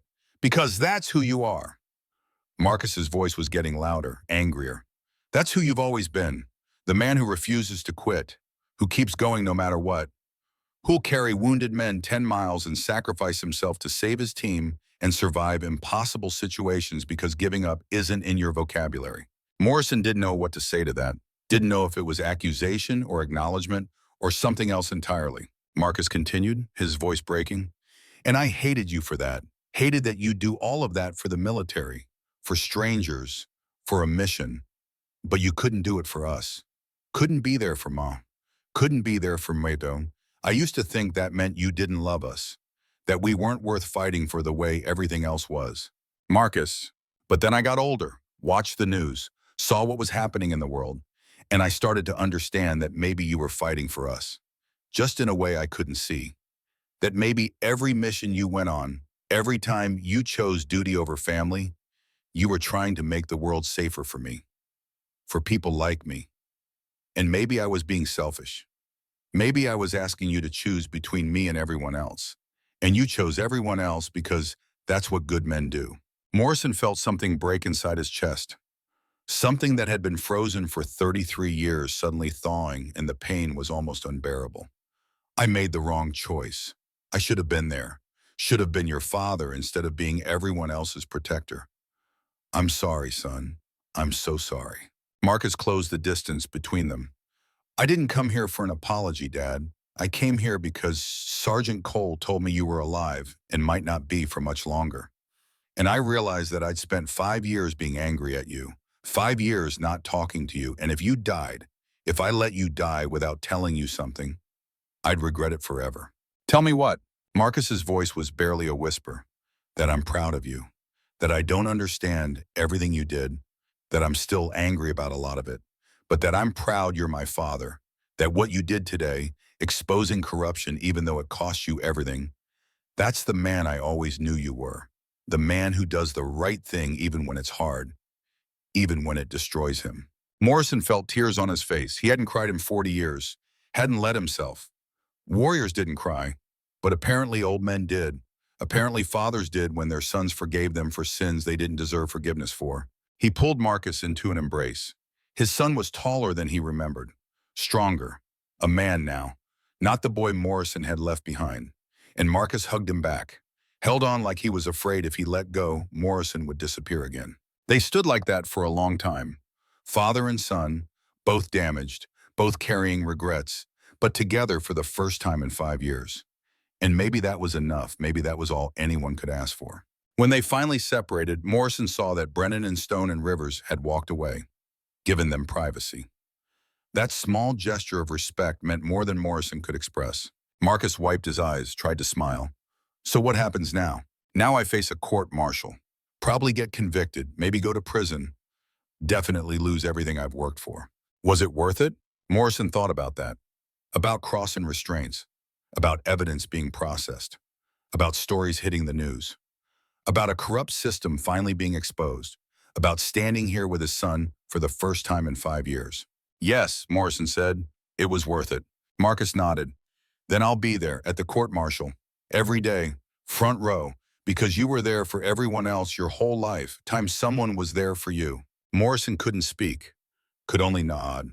His son, his boy, the man he'd failed to raise, standing here and promising to be present for the consequences of Morrison's choices.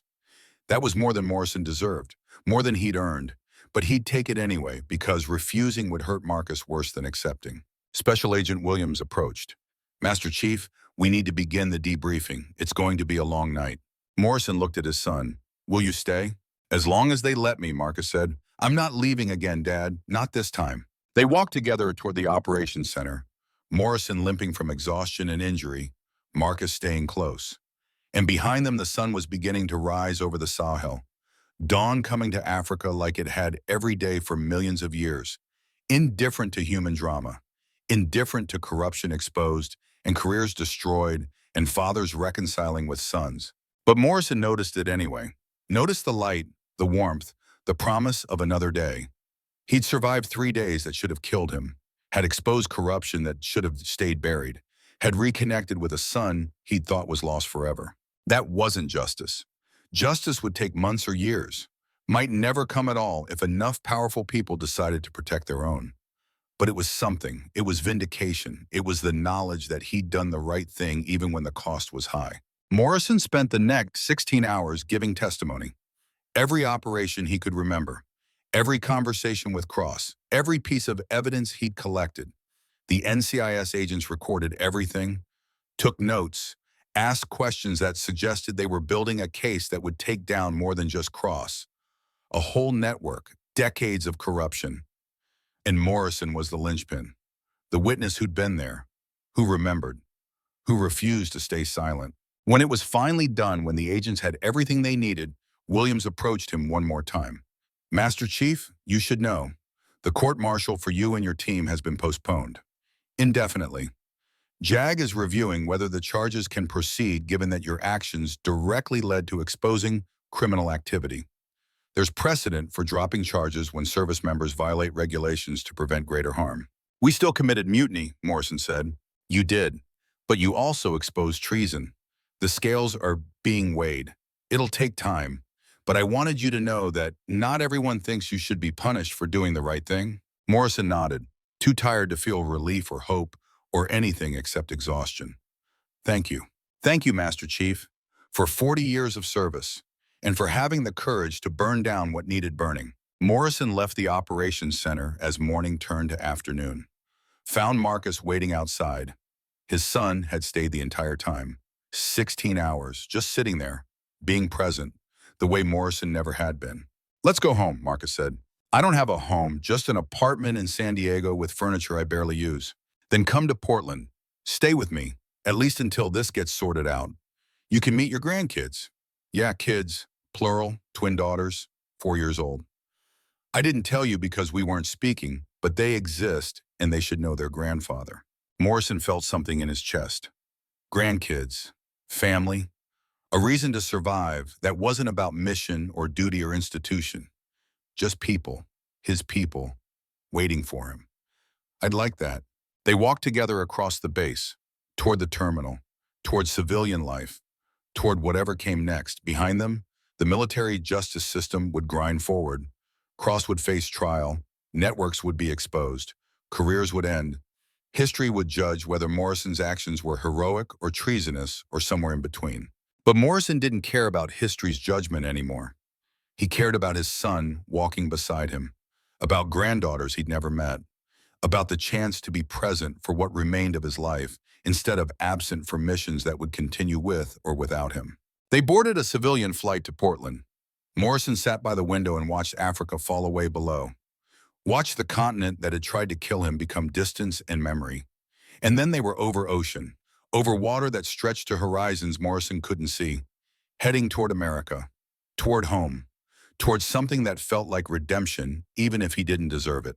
Marcus fell asleep in the seat beside him. Morrison stayed awake, watching his son, seeing the boy he'd missed become the man he'd never known, feeling regret for all the lost years and gratitude for whatever years remained.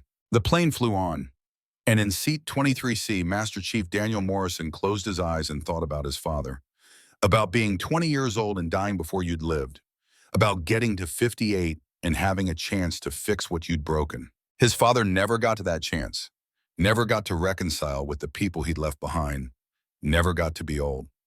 Morrison had been given a gift his father never received, the gift of survival, of gray hair and scars and time enough to make amends. Every gray hair is a battle you survived, his father's hallucination had said. That's not a failure, that's victory.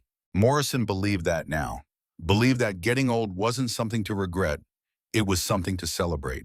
Because every year was a fight won, every decade was a war survived, and the ultimate victory wasn't dying heroically. It was living long enough to see the people you loved one more time, to say the words that needed saying, to be present instead of absent. The flight attendant passed with drinks. Morrison took water, drank it slowly, savored it the way he'd savored every drop in the desert, because survival taught you that nothing was guaranteed. Not water, not time, not forgiveness. You took what you were given and you were grateful for it, even when it wasn't enough. They landed in Portland 8 hours later. Marcus drove them to his house, a small place in the suburbs. Yard with a swing set, bicycles on the porch, the architecture of family life, of people who stayed instead of leaving. 2 little girls came running out, blonde hair and big eyes and voices that could shatter glass. They stopped when they saw Morrison, uncertain. 4 years old and meeting a stranger their father said was family. Marcus knelt beside them.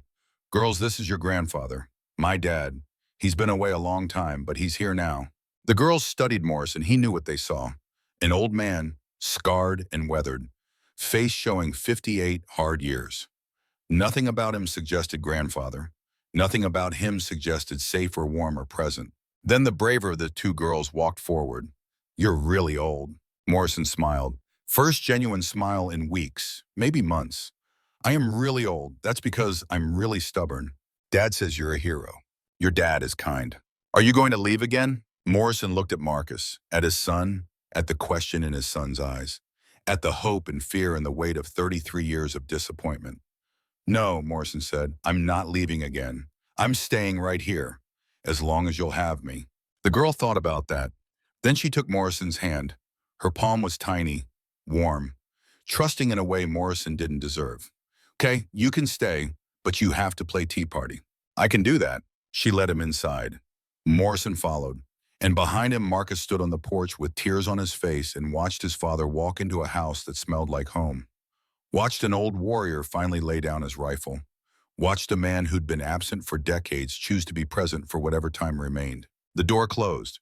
The day continued, and in Portland, in a small house in the suburbs, A grandfather met his granddaughters for the first time, played tea party with toy cups and stuffed animals, sat on the floor even though it hurt, smiled even though it felt unfamiliar, and began the long, slow work of being family instead of being absent. It wasn't redemption. Redemption was too big a word for small moments. But it was something. It was presence. It was choice. It was a man who'd spent 58 years serving everyone else, finally serving the people who mattered most. Outside, the sun set over Portland. Inside, Morrison poured imaginary tea and listened to 4-year-olds explain rules he didn't understand, and felt something in his chest that might have been peace, or might have been purpose, or might have been the simple recognition that this, finally, was what he'd been fighting for all along. Not missions, not medals, not institutional recognition, but this, family, connection, the chance to be known by the people who shared his blood, the opportunity to be remembered not as Master Chief Daniel Morrison, who served 40 years, but as dad, as grandpa, as the old man who came home and stayed. He lifted a toy teacup, pretended to drink, and his granddaughter giggled. And that sound, Morrison thought, was worth more than 40 years of service, worth more than medals or commendations or the respect of men who'd never know his name. It was worth everything. And he'd almost missed it, almost died in the desert without knowing this existed. But he'd survived, and survival, Morrison finally understood, wasn't the prize. This was the prize, this moment, this connection, this chance to be more than a warrior. The tea party continued, and an old man learned what it meant to come home, not to a place, but to people, to family, to the life he'd been too busy serving to actually live. Better late than never, Morrison thought. Better at 58 than not at all. And in the gathering dusk of a Portland evening, surrounded by toy teacups and giggling granddaughters, and a son who'd chosen to forgive, Master Chief Daniel Morrison finally allowed himself to believe that maybe, just maybe, he'd earned the right to rest. Not forever, but for now, for this moment, for this gift of presence that his father never got, and Morrison almost didn't either. That was enough, more than enough. That was everything.